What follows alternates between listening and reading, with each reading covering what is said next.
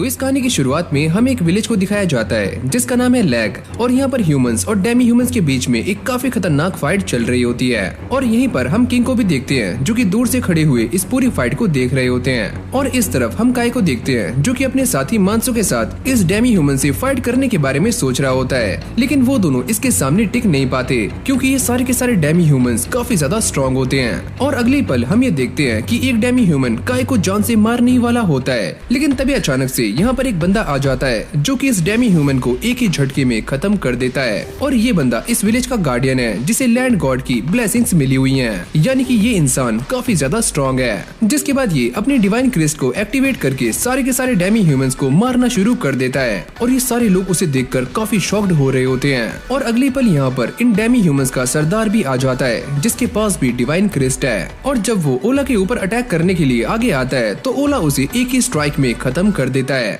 ये देखकर सारे लोग काफी खुश हो जाते हैं और बाकी के बचे हुए डेमी ह्यूमंस यहाँ से चले जाते हैं। जिसके बाद एक बंदा एक गोरिल्ला की बॉडी में से कुछ लिक्विड को बाहर निकाल कर लाता है जो कि एक तरह का डिवाइन लिक्विड होता है। और जैसे ही ओला इसे पीता है तो उसकी बॉडी ग्लो करने लग जाती है। और फिर हमें इस लिक्विड के बारे में बताया जाता है कि इसे पीने से एक इंसान की स्ट्रेंथ और पावर्स पहले से ज्यादा बूस्ट हो जाती हैं। ओला इन सारे वॉरियर्स में सबसे ज्यादा स्ट्रॉन्ग है तो उसे ये लिक्विड पीने को भी सबसे ज्यादा मिलता है और बाकी के वॉरियर्स को बस 1 या 2 बूंद। यहाँ पर हमारा काम पूरा हो चुका है तो अब इन सारी चीजों को लेकर विलेज में चलो। और फिर हमें रात का सीन दिखाया जाता है जहाँ पर हम एक और न्यू बंदे को देखते हैं जिसका नाम है वेजिन। और ये बंदा ओला का डैड है और इस पूरे के पूरे विलेज का चीफ भी।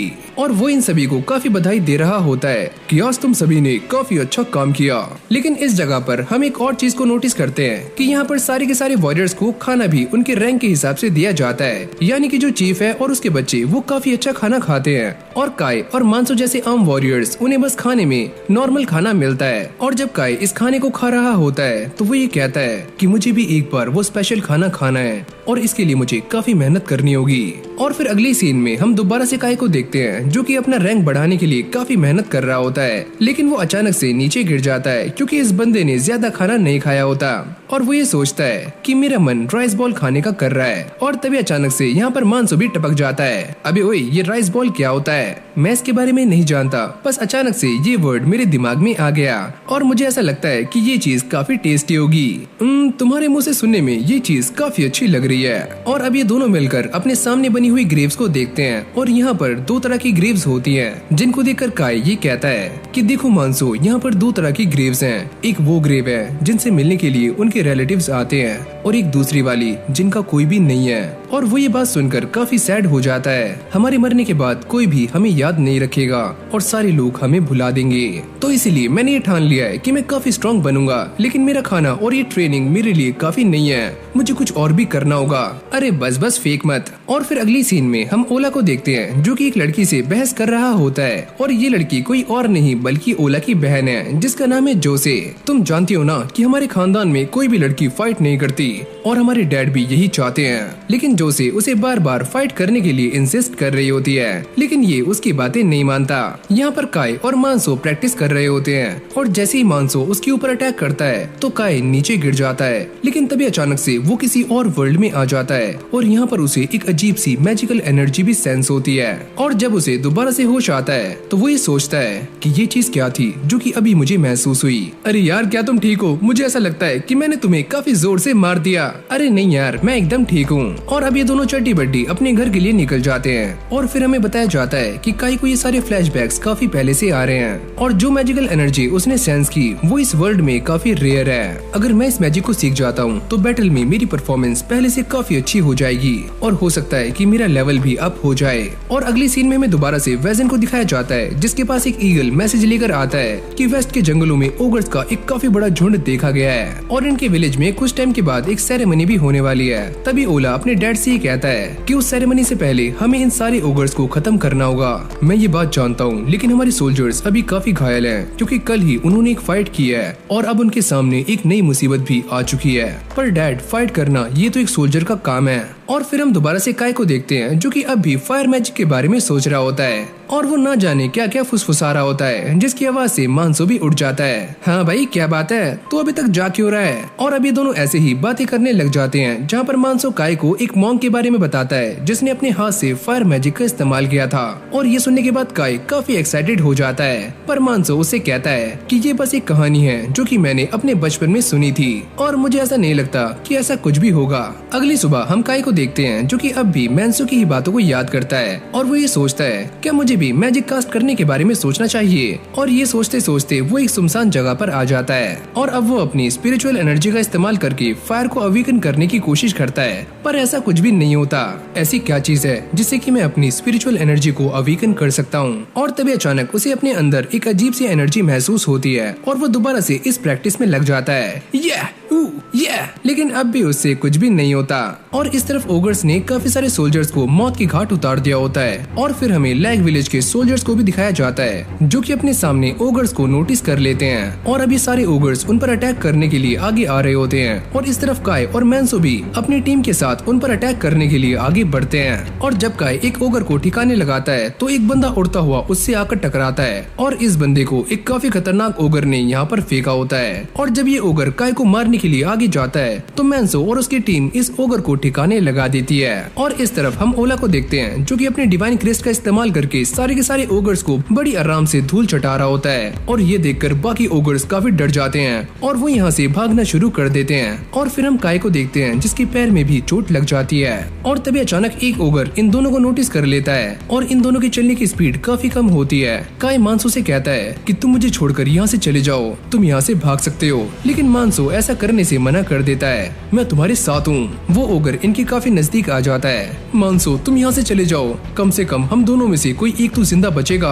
और अब मानसो के पास कोई और चॉइस नहीं बचती और वो काय को यहाँ पर छोड़कर भाग जाता है। और अब काय को भी ऐसा लगता है कि अब उसके पास मरने के अलावा कोई और रास्ता नहीं बचा, तो वो धीरे धीरे ओगर की तरफ जाना शुरू कर देता है। मैं तुमसे लड़ने के लिए तैयार हूँ। और वो दोबारा से अपने मैजिक को कास्ट करने की कोशिश करता है, पर तभी अचानक से एक वेपन उड़ता हुआ आता है और काय को इंजर्ड कर देता है। और ये वेपन उसी ओगर का है और अब वो इसे आकर काफी जोर से पकड़ लेता है। लेकिन अगली पल हम ये देखते हैं कि काय की स्पिरिचुअल एनर्जी बाहर आनी शुरू हो जाती है। और तभी काय ये नोटिस करता है कि उसकी फिंगर में स्पार्क आना शुरू हो जाता है और वो अचानक से फायर मैजिक को कास्ट कर देता है और इस ओगर को खड़े खड़े ही भून देता है। और अब काय इससे काफी दूर आ जाता है और ये ओगर भी बेहोश हो गया था। फाइनली मैंने ये कर दिखाया, मैंने फायर मैजिक को कास्ट कर ही लिया, लेकिन ये आग अब भी जल रही है, अरे बंदो बंदो। और वो थक कर नीचे गिर जाता है। मैं काफी कमजोर महसूस कर रहा हूँ। और तभी अचानक हम ये नोटिस करते हैं कि काय की स्पिरिचुअल एनर्जी उसकी पूरी बॉडी में फ्लो होनी शुरू हो जाती है और अगर काय ने उसे नहीं रोका तो उसकी जान भी जा सकती है। और तभी काय ये सोचता है कि स्पिरिचुअल एनर्जी पानी की तरह फ्लो करती है और वो उसे रोकने की ट्राई करता है और वो इसमें सक्सेसफुल भी हो जाता है। और तभी अचानक हम ये देखते हैं कि ये ओगर दोबारा से काय को पकड़ लेता है और उसे लेकर अपने साथ जा रहा होता है। और काय भी इस बात को समझ जाता है कि आज तो मेरी वाट लगने वाली है, ये मुझे जान से मार देगा। और अब ये दोनों एक खाई के पास आ जाते हैं और जैसे ही काय उसके ऊपर स्लैश करता है तो ये दोनों ही खाई में गिर जाते हैं। लेकिन ऊपर वाले का काफी शुक्र होता है कि नीचे पानी है और काय बच जाता है। और अब काय रेंगते हुए पानी से बाहर आ जाता है और वो ये नोटिस करता है कि उसके सामने वही ओगर मरा हुआ पड़ा है, जिसके बाद वो उसकी बॉडी से उसी चीज को बाहर निकाल लेता है और इस सारी के सारी लिक्विड को एक ही झटके में पी जाता है। और इससे उसकी सारी की सारी स्पिरिचुअल एनर्जी रिकवर हो जाती है और वो आराम से जाकर साइड में एक पेड़ के नीचे सो जाता है। और फिर रात में हम मानसो को देखते हैं जो कि अब भी ये बात सोच रहा होता है कि शायद से काय मर चुका है। और यहाँ पर हम बाकी सोल्जर्स को भी देखते हैं जो काफी घायल हो चुके हैं और उन सभी का इलाज चल रहा है। लेकिन यहाँ पर काय मस्ती से घोड़े बेचकर सो रहा होता है और तभी पेड़ से एक रोशनी काय के ऊपर पड़ती है। और अब अगली सुबह काय ये नोटिस करता है कि उसकी सारी की सारी इंजरीज ठीक हो चुकी हैं। अब मैं एकदम फिट महसूस कर रहा हूँ। और तभी अचानक वो अपने सामने एक चट्टान जैसी चीज देखता है जिसके ऊपर कुछ लिखा हुआ होता है और वो अपने फायर मैजिक का इस्तेमाल करके इसके ऊपर से सारी गंदगी हटाने की कोशिश करता है। लेकिन तभी अचानक यहाँ पर एक काफी खतरनाक ब्लास्ट होता है और काय उड़कर काफी पीछे जाकर गिरता है और वो ये देखकर काफी चौंक जाता है क्योंकि अचानक से उसकी मैजिकल पावर्स काफी स्ट्रॉन्ग हो चुकी हैं। और अगली पल उसके चेहरे पर भी डिवाइन क्रिस्ट मार्क आ जाता है, लेकिन अगली पल वो भी गायब हो जाता है। ये सारी बातें काय के सर के ऊपर से जा रही होती हैं कि आखिरकार उसके साथ क्या हो रहा है और वो ये डिसाइड करता है कि वो दोबारा से विलेज जाएगा, जिसके लिए वो भागना शुरू करता है और साथ में क्लाइंबिंग भी। और जब उसका डिवाइन क्रिस्ट दोबारा से एक्टिवेट होता है तो वो अपने हाथ में रखे हुए पत्थर को बड़ी आराम से तोड़ देता है और तभी अचानक से उसे एक आवाज आती है कि तुम यहाँ से चले जाओ। अबे ओए कौन बोला बे? और जब काय अपनी न्यू पावर्स का इस्तेमाल करता है तो वो इस पहाड़ को बड़ी आराम से क्लाइंब कर लेता है। लेकिन काय को अब भी ये सारी बात समझ नहीं आती कि उसकी ये पावर डिवाइन क्रिस्ट की है या फिर कुछ और, क्योंकि ऐसी पावर्स तो लैंड गॉड ऑफर करते हैं। और वो ये सोचता है क्या मैं आज तक किसी गॉड से मिला भी हूँ? लेकिन काय को ये सारी बातें पल्ले नहीं पड़ती और वो ये डिसाइड करता है कि जब तक मुझे इन सारी पावर्स के बारे में सही से पता नहीं लग जाता तो मैं इसके बारे में किसी को भी नहीं बताऊंगा। और इस तरफ विलेज में उसके चड्डी बड्डी दोस्त ने काय की ग्रेव बना दी होती है। लेकिन तभी काय उसके सामने आ जाता है और मानसो उसे देखकर काफी खुश होता है। और इस तरह से काय इस विलेज में सारा काम करना शुरू कर देता है। और जब वो एक खेत को जोत रहा होता है तो वो ये सारा काम काफी फुर्ती से करता है और सारे लोग ये देखकर काफी हैरान हो जाते हैं कि काय ये सारा काम बड़ी तेजी से कर रहा है। हाँ भाई छोटू रुक जा, तूने पहले से काफी काम कर लिया है। और काय भी ये देखकर काफी शॉक्ड हो जाता है तो वो फटाक से पानी में अपना चेहरा देखता है, कहीं मेरा डिवाइन क्रिस्ट दोबारा से आ तो नहीं गया। लेकिन ऐसा कुछ भी नहीं होता और काय भी इस बात को समझ जाता है कि जब तक वो अपनी पूरी ताकत का इस्तेमाल नहीं करेगा तब तक उसका डिवाइन क्रिस्ट सामने नहीं आएगा। और अब ये सारे पेड़ की ठंडी छांव में काय से बातचीत कर रहे होते हैं। हाँ भाई काय तू इतना स्ट्रॉन्ग कैसे हुआ? अरे यार मैं इनको क्या बताऊं, वैसे मैंने जिस ओगर को मारा था मैंने उसका गोल्ड स्टोन पी लिया जिससे मेरी पावर्स पहले से काफी गुना बढ़ चुकी हैं। लेकिन अभी इन सारे बंदों को काय की बातें हजम नहीं होती और तभी काय उनसे कहता है अरे यार मैं तुम्हें सारा कुछ बताता हूँ। जब मैं विलेज की तरफ आ रहा था तो मुझे रास्ते में 10 ओगर्स मिले और मैंने उन 10 ओगर्स का ही गोल्ड स्टोन पी लिया जिससे मेरी पावर्स पहले से काफी गुना बढ़ चुकी हैं। अरे वाह काय कांग्रेचुलेशंस। और फिर यही पास में हम एक लड़की को देखते हैं जिसका नाम है एल्सा और वो काय को काफी गौर से देख रही होती है और उसकी सहेलियां कहती हैं क्या तुम इससे प्यार व्यार करती हो? और वो काफी घबरा कर यहाँ से भाग जाती है। और फिर अगली सीन में हमें दोबारा से जोशी को दिखाया जाता है जो कि इस बंदे के पास आकर उससे पूछती है कि सारी तैयारियां हो चुकी हैं और वो ये कहता है हाँ मैंने सारी तैयारियां कर ली हैं, आप इन्हें चेक कर सकती हो। और फिर हम दोबारा से काय को देखते हैं जो कि अपनी मैजिकल पावर्स की प्रैक्टिस कर रहा होता है और वो ये देखकर काफी हैरान हो जाता है कि उसकी मैजिकल पावर्स पहले से भी काफी स्ट्रांग हो चुकी हैं। लेकिन जोशी भी ये सारा कुछ देख लेती है और अब वो काय के पास आकर उससे पूछती है कि तुम ये सब क्या कर रहे थे?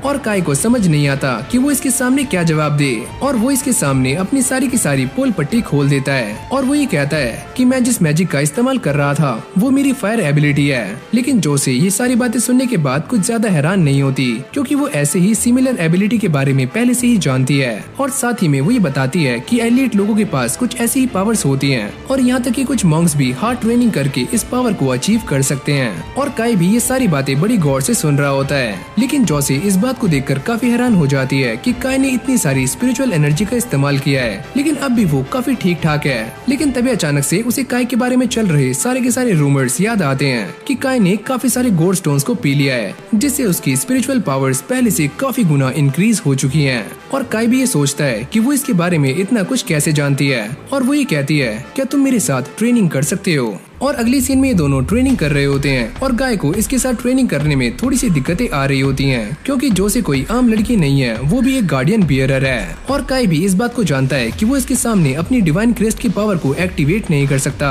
क्योंकि इससे काफी दिक्कतें हो सकती हैं। तो वो अपने आप को काफी लिमिट में रखकर इससे फाइट कर रहा होता है। जोशी भी उससे फाइट करते करते अपनी डिवाइन क्रेस्ट को एक्टिवेट कर रही होती है और ऐसे ही ये ट्रेनिंग चलती रहती है। और अगली सीन में हम ये देखते हैं कि काय इस बात को देखकर काफी शॉक्ड हो जाता है कि उसने अपने डिवाइन क्रेस्ट को बिना एक्टिवेट किए इस ट्रेनिंग को पूरा कर लिया है। मैं ये समझ चुका हूँ कि मेरे पास जो पावर्स हैं वो बाकी सबसे काफी अलग हैं। अगर मैं अपनी पावर्स का सही तरीके से इस्तेमाल करूँ तो मेरे सामने जोशी जैसे भी गार्डियन बियरर कुछ भी नहीं है। अरे काय तुम कहाँ पर रह गए, मेरे लिए पानी लेकर आओ। और अब काय उसके पास पानी लेकर आ जाता है और वो उससे डरते हुए ये पूछता है क्या सारे के सारे गार्डियन बियरर की पावर्स एक जैसी नहीं होती, क्या वो अलग अलग होते हैं? और अब जोशी उसे ये बताती है कि मेरे बड़े भाई और मेरे फादर मुझसे काफी ज्यादा स्ट्रॉन्ग हैं और गार्डियन बियरर्स की पावर्स उनके लैंड गॉड पर डिपेंड करती है और मैं उन सभी में काफी वीक हूँ। और साथ ही में वो ये कहती है कि गार्डियन बियरर को स्ट्रॉन्ग बनने के लिए टाइम टू टाइम ट्रेनिंग करनी पड़ती है और मैं इन सारी ट्रेनिंग्स में काफी कमजोर हूँ। और जब काय ये सारी बातें सुनता है तो वो जोशी की तारीफें करना शुरू कर देता है।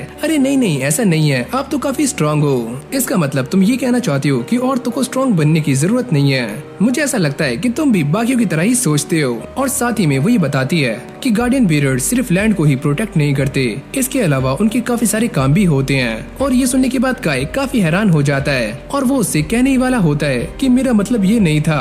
और तभी अचानक से यहाँ पर एक बेल रिंग हो जाती है और जोसी ये कहती है कि अब मुझे यहाँ से जाना होगा। लेकिन तुम्हारे कहने का मतलब क्या है कि गार्डियन बीयर्स और भी काम करते हैं? मैं तुम्हें अभी ये सारा कुछ बता नहीं सकती, लेकिन मैं ट्रेनिंग करने के लिए पास के ही एक गांव में जा रही हूँ, तो तुम मेरे साथ आ सकते हो। और वैसे भी मेरे लैंड गॉड एडा विलेज में है, तो मैं तुम्हारा भी वहाँ पर आने का बंदोबस्त कर दूंगी ताकि तुम मेरे साथ आ पाओ। और अब ये सारे उस विलेज के लिए निकल जाते हैं और फिर हमें दिखाया जाता है कि एडा विलेज के अंदर काफी सारे गोरिल्ला मॉन्स्टर्स हैं और यहाँ पर जितने भी लोग हैं वो सारे के सारे जोसी को प्रोटेक्ट करने के लिए यहाँ पर आए हैं। वैसे मैंने सुना है कि लेडी जोसे ने तुमसे पर्सनली पूछा था अपने साथ चलने के लिए और उन्होंने तुम्हारी सिफारिश भी लगाई है। ऐसा कुछ भी नहीं है, लेडी जोसे तो इसे जानती भी नहीं है कि काय कौन है। हाँ वो बात भी सही है, लेकिन ये बंदा हमें काफी अजीब लग रहा है और वो सारे उसे काफी गौर से घूर रहे होते हैं और काय को ये चीज काफी अजीब लगती है। अरे यार मैं कहाँ फंस गया। और अभी सारे उस गांव में आ जाते हैं जहाँ की हालत काफी खराब होती है और अभी सारे बातें करते हैं कि पहले ये गांव मलोस घराने से बिलोंग किया करता था, लेकिन बार बार यहाँ पर डेमी ह्यूमंस के अटैक के बाद उन लोगों को यहाँ से भागना पड़ा।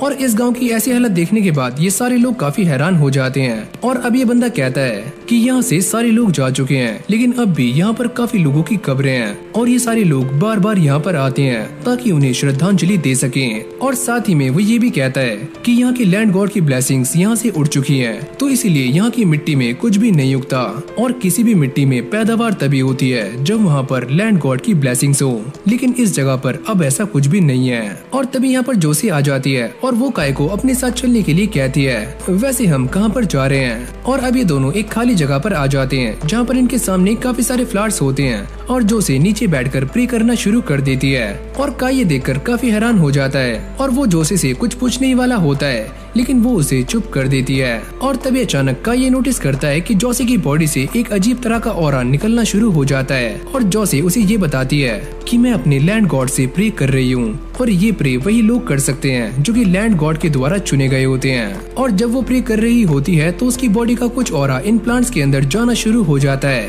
और अब वो खड़ी होकर काय को ये बताती है कि ये विलेज अबंडेंट हो चुका है और यहाँ के लैंड गॉड काफी कमजोर पड़ चुके हैं और उनकी ब्लेसिंग्स यहाँ से जा चुकी हैं। और अब वो काय को ये बताती है कि मैं इस लैंड की गार्डियन बेरर हूँ और मैं काफी कमजोर हूँ, तो इसलिए ये लैंड भी काफी कमजोर है। और अब वो इस जगह को लैग विलेज से कंपेयर करती है और वो ये बताती है कि लैग विलेज में सारी की सारी सब्जियाँ काफी अच्छे से उगती हैं क्योंकि मेरे डैड काफी स्ट्रॉन्ग हैं और वो अपने आप को स्ट्रॉन्ग रखने के लिए काफी ज्यादा प्रैक्टिस भी करते हैं। और वो काय को ये बताती है कि ये गार्डियन बेरर जितना ज्यादा स्ट्रॉन्ग होगा उसके लैंड गॉड भी उतनी ही ज्यादा स्ट्रॉन्ग होंगे और उनकी ब्लेसिंग्स भी उतनी ही ज्यादा स्ट्रॉन्ग होंगी। और अब ये सारी बातें सुनने के बाद काय भी ये समझ जाता है कि सिर्फ बैटल के अंदर लड़ने से ही गार्डियन बेरर्स स्ट्रॉन्ग नहीं होते, उनके ऊपर लैंड गॉड की ब्लेसिंग्स का भी होना काफी जरूरी है जिससे वो सभी खाना खा पाते हैं। और अब ये सारे अंदर जाने की तैयारियां कर रहे होते हैं। तुम सारे बाहर रुककर पहरा दोगे और हम सारे महारानी के साथ अंदर जा रहे हैं। और जब ये सारे अंदर आ जाते हैं तो काय इस चीज को देखकर काफी शॉक्ड हो जाता है कि उसके सामने एक ग्रेव स्टोन है और वो ये सोचता है क्या सच में ये ग्रीव स्टोन है। और ऐसा ही ग्रीव स्टोन मैंने शायद उस पहाड़ी पर भी देखा था। और जब काय उसके पास जाकर उसे टच करता है तो उसे ये एहसास होता है कि वो इसके ऊपर लिखी हुई लैंग्वेज को पढ़ पा रहा है, लेकिन उसे ये लैंग्वेज सही तरह से समझ नहीं आती, वो बस कुछ ही अक्षरों को समझ पा रहा होता है। ये मेरे सामने क्या लिखा हुआ है, मंदिर, वचन, लेकिन इन बातों का तो कोई भी तुक नहीं बनता। और अब जोसी भी उसको नोटिस कर लेती है और वो उससे पूछती है तुम अकेले में क्या बड़बड़ा रहे हो। और जब काय का ध्यान उसके संतरों पर जाता है तो वो एक पल के लिए हक्का बक्का रह जाता है। मैं इस बात को नहीं जानता था कि तुम अपने गांव के लिए इतनी पावरफुल बनना चाहती हो। और वो ये कहती है कि मैं इस गांव को दोबारा से बसाना चाहती हूँ क्योंकि यहाँ के लैंड गॉड हमेशा से ही मेरी रक्षा करते हुए आए हैं, तो यहाँ की धरती मेरी जिम्मेदारी है। ये बात सुनने के बाद ये सारे लोग काफी खुश हो जाते हैं। जब आप यहाँ पर आओगी तो हम भी आपके साथ यहाँ पर आ जाएंगे। हाँ मैं भी। और फिर हमें बाहर का सीन दिखाया जाता है जहाँ पर हम ये नोटिस करते हैं कि सारे के सारे गोरिल्लास यहाँ पर आने शुरू हो जाते हैं, यानी कि इन सभी की मुसीबतें अब बढ़ने वाली हैं। और अंदर इन सभी की ऑफरिंग भी हो जाती है, यानी कि ग्रेव को साफ करने का काम। और तभी अचानक से यहाँ पर एक बंदा आता है और वो ये कहता है कि बाहर गोरिल्लास आ चुके हैं। और ये सारे बाहर पहुँच जाते हैं और साथ ही में ग्रेव स्टोन को भी पूरी तरह से बंद कर देते हैं। बाकी सारे दुश्मनों का सामना करने के लिए उस तरफ जाओ। जोसी कहती है कि मैं भी इनके साथ लड़ना चाहती हूँ, आपकी जान काफी कीमती है तो आपको दोबारा से अपने गाँव लौट जाना चाहिए। और इससे पहले ये सारे यहाँ से जा पाते तभी अचानक से वो दो गोरिल्ला गोरिल्लास यहाँ पर आ जाते हैं और अब जोसे भी इनसे लड़ने के लिए एकदम तैयार हो जाती है। और जब ये डेमी ह्यूमंस उनके ऊपर अटैक करने वाले होते हैं और तभी अचानक से काय सामने आ जाता है और वो इनमें से एक गोरिल्ला को यहीं पर निपटा देता है और अब वो इस वेपन को उठाकर उसके दूसरे साथी को भी इंजर्ड कर देता है। और तभी अचानक हम ये देखते हैं कि वो अपने डैगर को निकालकर इस गोरिल्ला की कमर में घुसा देता है, जिससे उसका काम 25 हो जाता है। लेकिन इससे काय की डिवाइन क्रिस्ट सभी के सामने आ जाती है और जोसे भी उसे देखकर काफी हैरान हो जाती है। और अब ये सारे दोबारा से गांव में आ जाते हैं और फिर हम ओला को देखते हैं जो कि जोसे के ऊपर काफी गुस्सा कर रहा होता है, क्योंकि उसे इस बारे में सारा कुछ पता चल चुका है कि कल जोसे के साथ क्या क्या हुआ था और उसके ऊपर अटैक भी हुआ है। और वो इसके ऊपर काफी गुस्सा करता है कि मैंने तुम्हें मना किया था कि तुम्हें बाहर नहीं जाना, फिर तुम बाहर क्यों गई। लेकिन वैजिन उसे शांत करते हैं, हमारी बेटी यहाँ पर सही सलामत है तो यही बस हमारे लिए काफी है। और अब ये बैठकर डिसाइड करते हैं कि वो काय का एक टेस्ट लेने वाले हैं, क्योंकि इतने बड़े बड़े गोरिल्लास को मारना कोई आम बात नहीं है। और अब वैजिन के सामने उनकी बेटी खड़ी हुई होती है और वो ये कहते हैं कि तुम सारे विलेज का ध्यान रखना, क्योंकि बहुत जल्दी हमसे मिलने के लिए कोई आ रहा है। फिर हम जोसे को देखते हैं जो अपने डैड से माफी मांग रही होती है, लेकिन वो इन सारी बातों को लेकर बिल्कुल भी अपसेट नहीं होते, क्योंकि वो इन सारी बातों को पहले से ही जानते हैं कि उस जगह पर क्या क्या हुआ था। और फिर अगली सीन में हम दोबारा से काय को देखते हैं जहाँ पर दो छपरी उसके साथ मजाक कर रहे होते हैं। हाँ भाई काय, क्या हाल है तेरे। और काय की बहादुरी के चर्चे पूरे गाँव में होने शुरू हो जाते हैं। और यही पास में हम कुछ लड़कियों को देखते हैं जहाँ पर एक लड़की एल्सा से कहती है, तुम एक काम करो, काय को फंसा लो, ये तुम्हारे लिए एक नंबर रहेगा। और तभी अचानक से यहाँ पर मानसू आ जाता है, तुम सारे इसे परेशान करना बंद करो। और अब यहाँ पर जोसे भी आ जाती है जो कि काय को लेकर एक सुनसान जगह पर आ जाती है और वो उससे बातें कर रही होती है और साथ में उसकी डिवाइन क्रिस्ट के बारे में भी पता करती है। लेकिन काय जब उसके पास खड़ा हुआ होता है तो उसे ये डिवाइन क्रिस्ट कहीं भी नजर नहीं आती, तो उसको ऐसा लगता है कि ये उसका एक धोखा था। और इस फाइट में हारने के बाद गोसे इस बात को तो समझ जाती है कि वो काफी वीक है, तो वो काय से कहती है कि मैं आपसे काफी स्ट्रॉन्ग ट्रेनिंग करने वाली हूँ और क्या तुम भी मेरे साथ ट्रेनिंग करोगे। अरे यार मैं अब क्या कहूँ, चलो मान लेता हूँ। और यहीं पास में हम कुछ और बंदों को देखते हैं और उन्हें ऐसा लगता है कि ये दोनों खोपचे में जाकर गुलू गुलू करने वाले हैं। और अगली सीन में हम दोबारा से काय को देखते हैं जो काफी थक जाता है, लेकिन तभी यहाँ पर एक लड़की आती है जो कि काय को पानी पिलाती है और ये वही लड़की है जिसका नाम है एल्सा। और एक यहाँ पर हमें जिसे कोई भी लड़की भाव नहीं देती। इन दोनों को देखकर मानसू को ऐसा लगता है कि इन दोनों के बीच में कोई न कोई चक्कर चल रहा है। हाँ भाई क्या बात है तेरी, क्या चक्कर है इसके साथ। लेकिन तभी अचानक काय को एक बर्ड की आवाज सुनाई देती है और ये आवाज वही है जो कि उस दिन काय को खाई में भी सुनाई दी थी, लेकिन वो इसे इग्नोर कर देता है। और रात में भी काय के साथ कुछ ऐसा ही होता है, उसे दोबारा से उसी पक्षी की आवाज सुनाई देती है और वो उसका पीछा करना शुरू कर देता है और वो एक काफी लंबी जंप लगाता है जिससे वो इस काफी बड़ी पहाड़ी को भी एक ही झटके में पार कर लेता है। और ऐसे ही वो ग्रेविटी की माँ बहन करते हुए आगे जा रहा होता है और जाकर इस खाई में कूद जाता है जिसके अंदर काफी सारा पानी होता है और वो मस्त इसके अंदर नहाता है। और अब काय यहाँ पर एक ट्री के सामने आ जाता है जिसके चारों तरफ ये पंछी घूम रहा था और वो अचानक से गायब हो जाता है। और जब काय इस पत्थर को देखता है तो वो इतना तो समझ जाता है कि ये एक ग्रेव स्टोन है और वो इसके ऊपर लिखी हुई लैंग्वेज को पढ़ने का ट्राई करता है, लेकिन इस बार वो इसे पढ़ नहीं पाता। लेकिन इसके बावजूद भी वो इस स्टोन को थैंक्स बोलता है, क्योंकि काय को ऐसा लगता है कि ये वही स्टोन है जिसने काय की जान बचाई है और साथ ही में वो इसे क्लीन भी कर देता है। और अब काय इस जगह पर रहकर काफी मस्ती करता है, वो कभी खाना खाता है और साथ में पानी भी पी लेता है और वो ये सोचता है कि इस जगह पर खाने पीने की कोई भी दिक्कत नहीं है, तो क्यों ना मैं यहाँ पर अपना एक घर बना लूँ, ये जगह मेरे लिए एकदम परफेक्ट रहेगी। और अब काय अपना घर बनाने के लिए एक पहाड़ी पर आ जाता है और वो इस ट्री को काटने की कोशिश करता है और वो ये सोचता है कि इसे काटने के लिए मेरा डैगर काफी छोटा है, तो वो अपने फायर मैजिक का इस्तेमाल करता है, लेकिन इससे यहाँ पर आग लग जाती है। अरे यार ये क्या हुआ, इसे तो पूरे जंगल में आग लग जाएगी। और वो जल्दी से इसे बुझा देता है और अब काय को अपनी प्रीवियस लाइफ की मेमोरीज याद आनी शुरू हो जाती हैं, जहाँ पर उसने मॉलिक्यूलर बॉन्ड के बारे में पढ़ा था। और वो ये सोचता है कि अगर मैं इस ट्री के मॉलिक्यूलर बॉन्ड्स को अलग कर दूं तो मैं इसे काफी आराम से काट सकता हूं। और अब वो दोबारा से अपनी स्पिरिचुअल एनर्जी को फोकस करना शुरू करता है ताकि वो एक अलग तरीके से इस ट्री को काट पाए। लेकिन तभी अचानक उसे पास से एक आवाज आती है जिससे वो काफी चौंक जाता है और इस तरफ हम ये देखते हैं कि काय ने इस टेक्निक का इस्तेमाल करके लगभग इस ट्री को काट ही दिया होता है। और जब काय आगे जाकर देखता है तो वो ये नोटिस करता है कि यहाँ पर काफी सारे मॉन्स्टर्स अपना शिकार ढूंढ रहे हैं, तो तो काय उन्हें देखकर काफी हैरान हो जाता है और साथ में काय ये भी नोटिस करता है कि यहाँ पर काफी सारे लोग हैं और उसको ऐसा लगता है कि ये सारे लोग वैली पर कब्जा करने के लिए आए हुए हैं। तो वो इनके ऊपर अटैक करने के लिए आगे चला जाता है और साथ में अपनी डिवाइन क्रिस्ट को भी एक्टिवेट कर लेता है। लेकिन पास जाने के बाद वो ये नोटिस करता है कि ये सारे ड्वार्फ्स हैं जो कि एक अलग ही लैंग्वेज में बात कर रहे होते हैं, अब्बा डब्बा जब्बा जब्बा जब्बा अब्बा। लेकिन काय को इसकी बातें समझ नहीं आती और ये आवाज सुनने के बाद इन सभी का लीडर यहाँ पर आ जाता है जो कि एक काफी बूढ़ा इंसान होता है और ये भी काफी बौना है, लेकिन ये बंदा हिंदी में बात कर सकता है। अरे बेटे, हम इंसानों के दुश्मन नहीं हैं। हमारा बनाया हुआ सामान इंसानों के काफी काम आता है, तो हम तुम्हारे दोस्त हैं। और अभी सारे काय से माफी मांगना शुरू कर देते हैं, हमें माफ करना कि हम यहाँ पर बिना परमिशन के आ गए। और अभी बंदा जिसका नाम है पोरक, वो काय को काफी डिटेल में ये बताता है कि यहाँ पर एक एंशिएंट गॉड जिन्होंने वैली के साथ पैक्ट बनाया हुआ है, वो ह्यूमन फॉर्म में आने वाले थे और तुम भी एक इंसान हो, तो हमें ऐसा लगा कि वो गॉड तुम ही हो। और अभी सारे काय को बताते हैं कि वो अपने लैंड में काफी टाइम से बड़ी आराम से रह रहे थे, लेकिन कुछ टाइम पहले से ओगर्स ने इनके ऊपर अटैक करना शुरू कर दिया और ये सारे काफी कमजोर हैं, तो ये उनका सामना नहीं कर सकते। तो अब इन सारी चीजों को बचाने की जिम्मेदारी बस तुम्हारी है, क्योंकि तुम ही हमारे गॉड ऑफ जस्टिस हो। और ये सारी बातें काय के सर के ऊपर से जा रही होती हैं और वो पहले से ही परेशान है, तो उसे ये बातें समझ नहीं आती। लेकिन यहाँ पर एक छोटा सा डॉर्फ होता है, वो ये कहता है कि तुम्हें देखकर ऐसा नहीं लगता कि तुम हमारे गॉड ऑफ जस्टिस हो।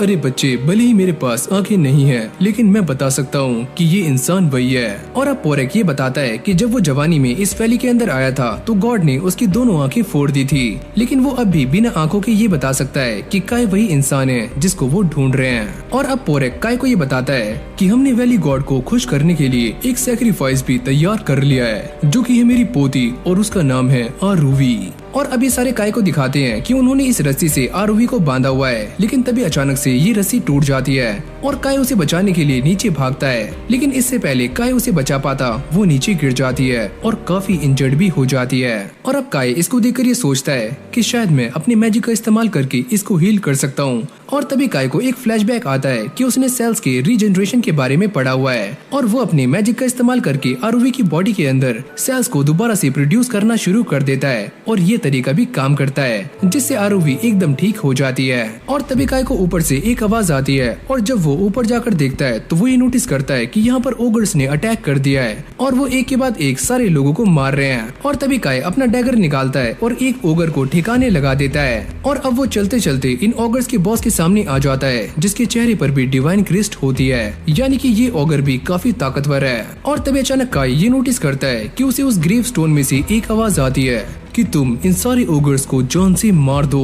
और अब पोरक भी उसकी हेल्प करने के लिए यहाँ पर आ जाता है और काय ये नोटिस करता है कि इसके पास भी डिवाइन क्रिस्ट है। और अब ये दोनों एक एक करके सारे के सारे ओगर्स को मारना शुरू कर देते हैं और पोरक भी उन्हें काफी गंदे तरीके से मार रहा होता है, लेकिन उसकी उम्र हो चुकी है तो वो काफी जल्दी थक जाता है और अब सारी की सारी जिम्मेदारियाँ काय के ऊपर आ चुकी हैं। जिसके बाद काय यहाँ पर पड़ा हुआ एक वेपन उठा लेता है, जिसको देखकर इस ओगर की फटनी शुरू हो जाती है और वो ये कहता है कि सुनो, ये तुम्हारी लड़ाई नहीं है तो तुम यहाँ से हट जाओ, हम तुम्हें कुछ भी नहीं करेंगे। मैं जानता हूँ कि ये लड़ाई मेरी नहीं है, लेकिन तुमने इस वैली के अंदर घुसकर काफी बड़ी गड़बड़ कर दी है और तुम्हें इसकी सजा जरूर मिलेगी। और तभी पोरक ये नोटिस करता है कि काय के अंदर गॉड ऑफ जस्टिस की पावर्स आ चुकी हैं और उसका ऑरा काफी खतरनाक लग रहा है। ये देखकर इस ओगर की फटनी शुरू हो जाती है और वो काय के ऊपर अटैक कर देता है, लेकिन काय अपनी डिवाइन पावर का इस्तेमाल करके पहले इसके हाथ को काटता है और बाद में अपने हाथ को इसकी छाती के अंदर घुसा देता है। और अब पोरक इसे देखकर ये बताता है कि ये वही गॉड है जिसने मेरी आंखों को मुझसे छीन लिया था।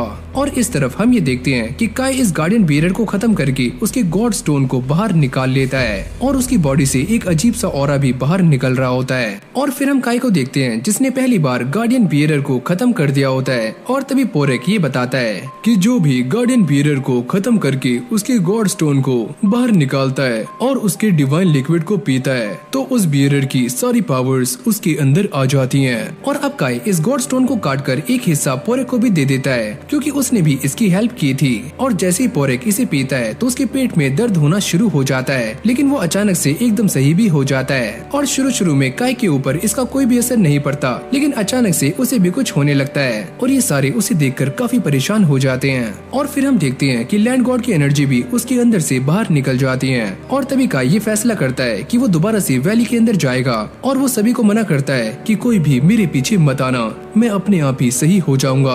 और जैसे ही काय यहाँ से नीचे कूदता है तभी अचानक से हम पास्ट में पहुँच जाते हैं, जहाँ पर काय एक छोटा सा बच्चा है और कुछ लोगों ने उसे पकड़ा हुआ होता है और उसके सामने एक काफी खतरनाक डेमी ह्यूमन खड़ा हुआ होता है और साथ ही में उसका पूरा का पूरा गाँव तबाह हो जाता है। और जब काय के साथ ये सारा कुछ होता है उसके बाद ही वो लैग विलेज में आ जाता है। और जब काय की आँख खुलती है तो वो एक बिस्तर में होता है, लेकिन वो अपने पास आरुवी को देखकर काफी शॉक्ड हो जाता है। तुम यहाँ पर क्या कर रही हो? आरुवी उससे कहती है कि मैं यहाँ पर इसीलिए आई ताकि तुम्हें ठंड ना लग जाए और मेरे लोगों ने मुझे तुम्हें सैक्रिफाइस कर दिया था, तो अब से मैं तुम्हारे साथ रहूंगी, लेकिन मैं तुम्हें अपने साथ नहीं रख सकता। तुम्हें अपने घर वालों के पास वापस लौट जाना चाहिए। लेकिन आरुवी उसकी बातें नहीं मानती, तो काय उसे यहाँ पर अकेला छोड़कर यहाँ से निकल जाता है। लेकिन ऊपर जाने के बाद ये सारे लोग उसको घेर लेते हैं और पोरेक ये कहता है कि ऑगर्स ने हमारी वैली पर कब्जा कर लिया है, तो क्या हम कुछ टाइम के लिए यहाँ पर रह सकते हैं? और काय भी जल्दबाजी में इन सभी को परमिशन दे देता है कि वो यहाँ पर रुक सकते हैं। और फिर यहीं से हमारा सीन चेंज हो जाता है और काय दोबारा से जोसे के पास पहुँच जाता है उसकी ट्रेनिंग करवाने के लिए।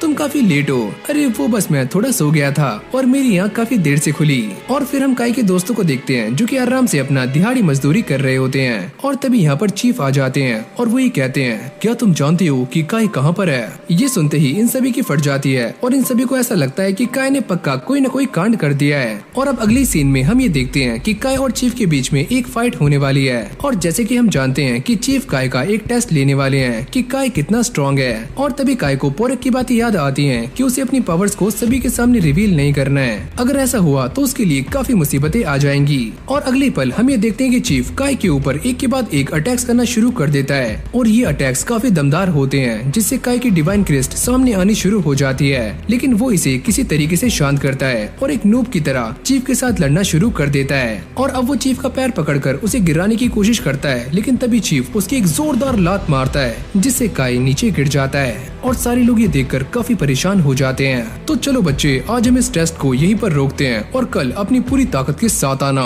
और चीफ के जाते ही मानसो काय की टांग खींचना शुरू कर देता है। अरे क्या हुआ मेरे दोस्त, तुम तो काफी आराम से हार गए। लेकिन एल्सा को भी उसकी काफी चिंता हो रही होती है। जोसी भी ये डिसाइड करती है कि अब वो काय के साथ और भी कड़ी मेहनत करेगी। और फिर हमें रात का सीन दिखाया जाता है जहाँ पर काय की अचानक से आँख खुल जाती है और वो भागकर उसी वैली की तरफ जाता है। और जैसे ही वो वहाँ पहुँचता है तो वो ये नोटिस करता है कि आरुवी ने यहाँ पर एक छोटा सा घर बना लिया है और वो उसके लिए खाना भी बना रही है जैसे कि वो इसकी वाइफ हो। और अगले पल ये सारा खाना बनकर तैयार हो जाता है और ये खाना काफी सारा था और खाने में भी टेस्टी। और काय को भी ये खाना काफी पसंद आता है और वो इसे पेट भर के खाता है। और अगली सुबह हम ये देखते हैं कि काय को पहले के मुकाबले खाना काफी ज्यादा मिलता है और उसके दोस्त आकर उसे परेशान करना शुरू कर देते हैं। और पास ही में हम एल्सा को देखते हैं जिसकी लड़ाई एक बंदी के साथ हो जाती है, क्योंकि एल्सा काफी घूर घूर कर काय को देख रही होती है। तो वो अचानक से इस बंदे की प्लेट में ज्यादा खाना डाल देती है और अब वो इससे ये खाना वापस मांग रही होती है। और ऐसे ही करते करते काय के काफी सारे दिन गुजर जाते हैं, जहाँ पर वो मेहनत करता है, रात में फल खाता है, वैली में जाता है और साथ ही में आरुवी की हेल्प भी करता है। और फिर हम ये देखते हैं कि जब ये सारे मिलकर एक बड़े से पत्थर को हिलाने की कोशिश करते हैं तो वो इनसे टस से मस नहीं होता। और तभी अचानक से चीफ यहाँ पर आ जाते हैं और वो अपनी फिजिकल स्ट्रेंथ का इस्तेमाल करके इस बड़े से पत्थर को आराम से उठाकर दूर फेंक देते हैं, जिसको देखकर ये सारे लोग काफी चौंक जाते हैं। और फिर हमें रात का सीन दिखाया जाता है जहाँ पर काय एक फूल को हील करने की कोशिश करता है, लेकिन वो इसमें फेल हो जाता है। और अगली सुबह जब वो विलेज में आता है तो वो एल्सा को देखता है जो कि काफी सारे फ्लावर्स के बीच में होती है और ये सारे फ्लावर्स उसी ने लगाए होते हैं जो कि आज काफी बड़े और सुंदर लग रहे होते हैं। और इन दोनों की बातों से हमें ये पता चलता है कि काय और एल्सा ये दोनों ही एक ही विलेज से हैं और ये दोनों ही उस विलेज को छोड़कर यहाँ पर आए हैं। और एल्सा अपने साथ इन फ्लावर्स को वहाँ से लेकर आई थी। और तभी एल्सा उसे बताती है कि तुम अभी चीफ के साथ लड़ने में काफी कमजोर हो। काय कहता है, मैं इस बात को जानता हूँ और इसीलिए मैं काफी स्ट्रॉन्ग बनना चाहता हूँ, क्योंकि इस दुनिया में मैं काफी अकेला हूँ और कोई भी मेरे साथ नहीं है। और इसके बाद वो ये कहता है कि मैं सभी को बचाने के लिए हर खतरे से लड़ने के लिए तैयार हूँ। और ये बात जाकर सीधा एल्सा के दिल पर लगती है और वो सीधा ही एक फ्लैशबैक में पहुँच जाती है जहाँ पर ये दोनों काफी छोटे बच्चे थे और जब एक डेमी ह्यूमन ने एल्सा के ऊपर अटैक किया था तो काय उसे बचाने के लिए इस डेमी ह्यूमन के पैर पर लटक जाता है और जोर जोर से रोना शुरू कर देता है। और एल्सा को ऐसा लग रहा था कि ये डेमी ह्यूमंस उन्हें जान से मार देंगे, लेकिन तभी अचानक से यहाँ पर वेजन की एंट्री हो जाती है जो कि आते ही इन सारे डेमी ह्यूमंस को जान से मार देते हैं। और तभी से काय भी ये डिसाइड करता है कि वो आगे चलकर काफी स्ट्रॉन्ग बनेगा।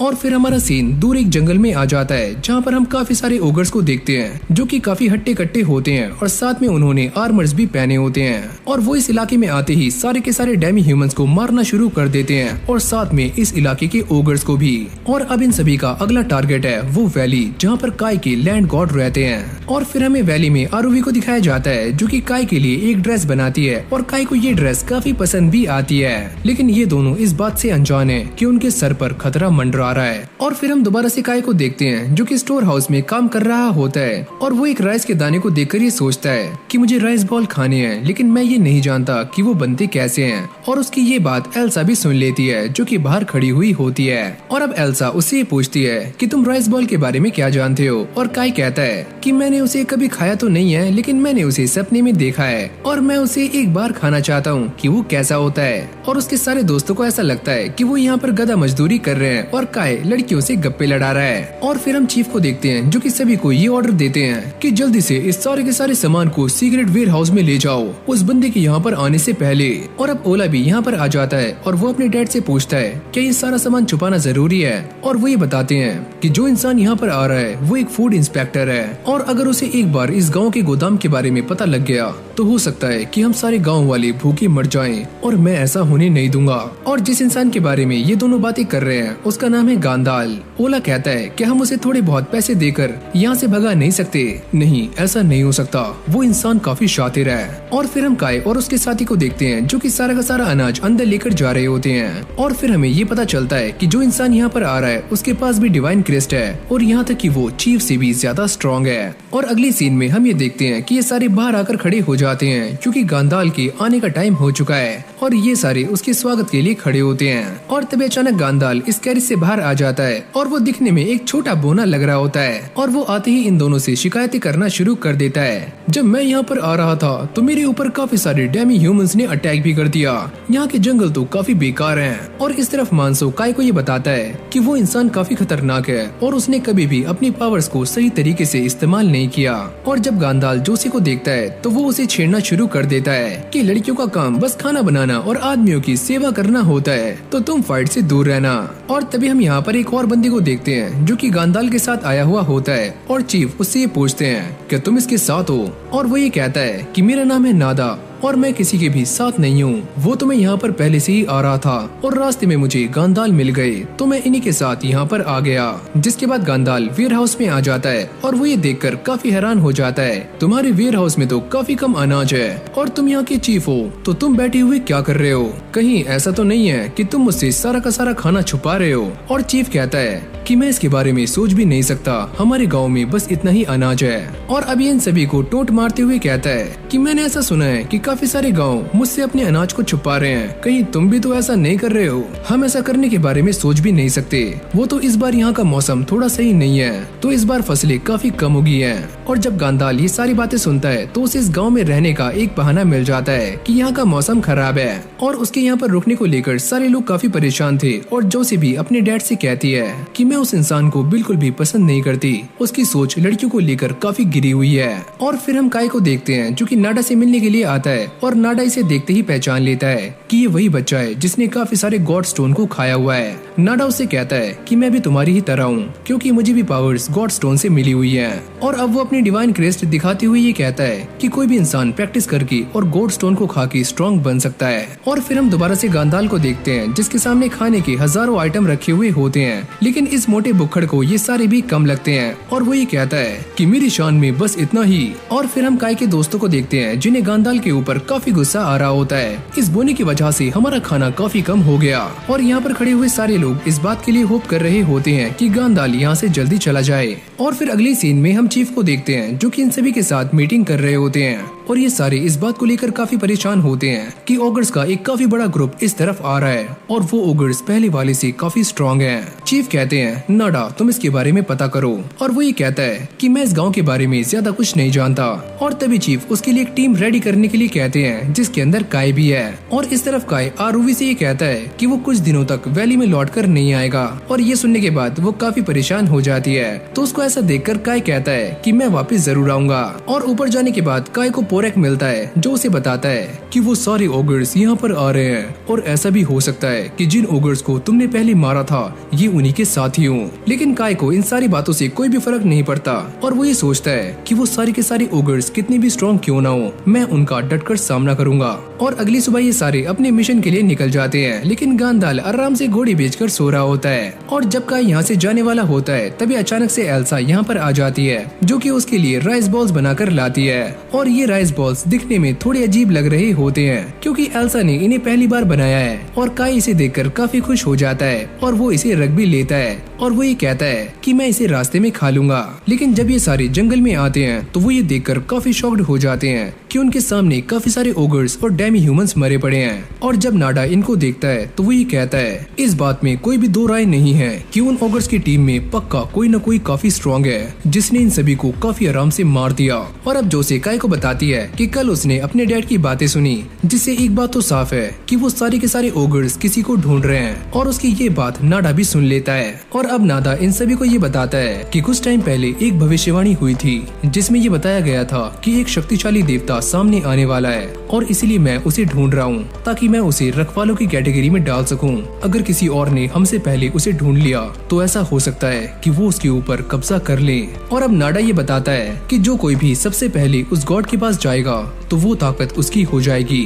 और अब ये सारी बातें सुनने के बाद काय को ऐसा लगता है कि वो सारे के सारे ओगर्स मुझे ही ढूंढ रहे हैं और पहले मैंने जिन ओगर्स को मारा था ये वाले उससे भी काफी स्ट्रॉन्ग हैं। और जब ये सारे आगे जाकर देखते हैं तो यहाँ पर काफी सारे डीमंस होते हैं जिनकी हालत काफी खराब होती है और काफी सारे मारे जा चुके होते हैं। और अब जोसे को ऐसा लगता है कि इस विलेज के अंदर कोई न कोई जिंदा होगा तो ये सारे रेस्क्यू ऑपरेशन चलाना शुरू कर देते हैं। पर इस गाँव में उन्हें कोई भी जिंदा डीमन नहीं मिलता और ये सारे डीमन ह्यूमन फ्रेंडली होते हैं, यानी कि इंसानों के दोस्त। और इस तरफ नाडा काय को लेकर यहाँ के लैंड गॉड को ढूंढने के लिए निकल जाता है। और जब जोसे आगे जाती है तो उसे यहाँ पर कुछ खून के धब्बे दिखते हैं और उसको ऐसा लगता है कि सामने कोई छुपा हुआ है। लेकिन तभी अचानक से एक मरा हुआ ओगर बाहर आके गिरता है और यहाँ पर नाडा और काय ने भी लैंड गॉड के ठिकाने को ढूंढ लिया होता है। और जब ये लोग अंदर जाते हैं तो अंदर काफी अंधेरा होता है तो नाडा अपने फायर मैजिक का इस्तेमाल करता है और वो ये देखकर काफी हैरान हो जाता है कि काय को इससे कोई भी फर्क नहीं पड़ा।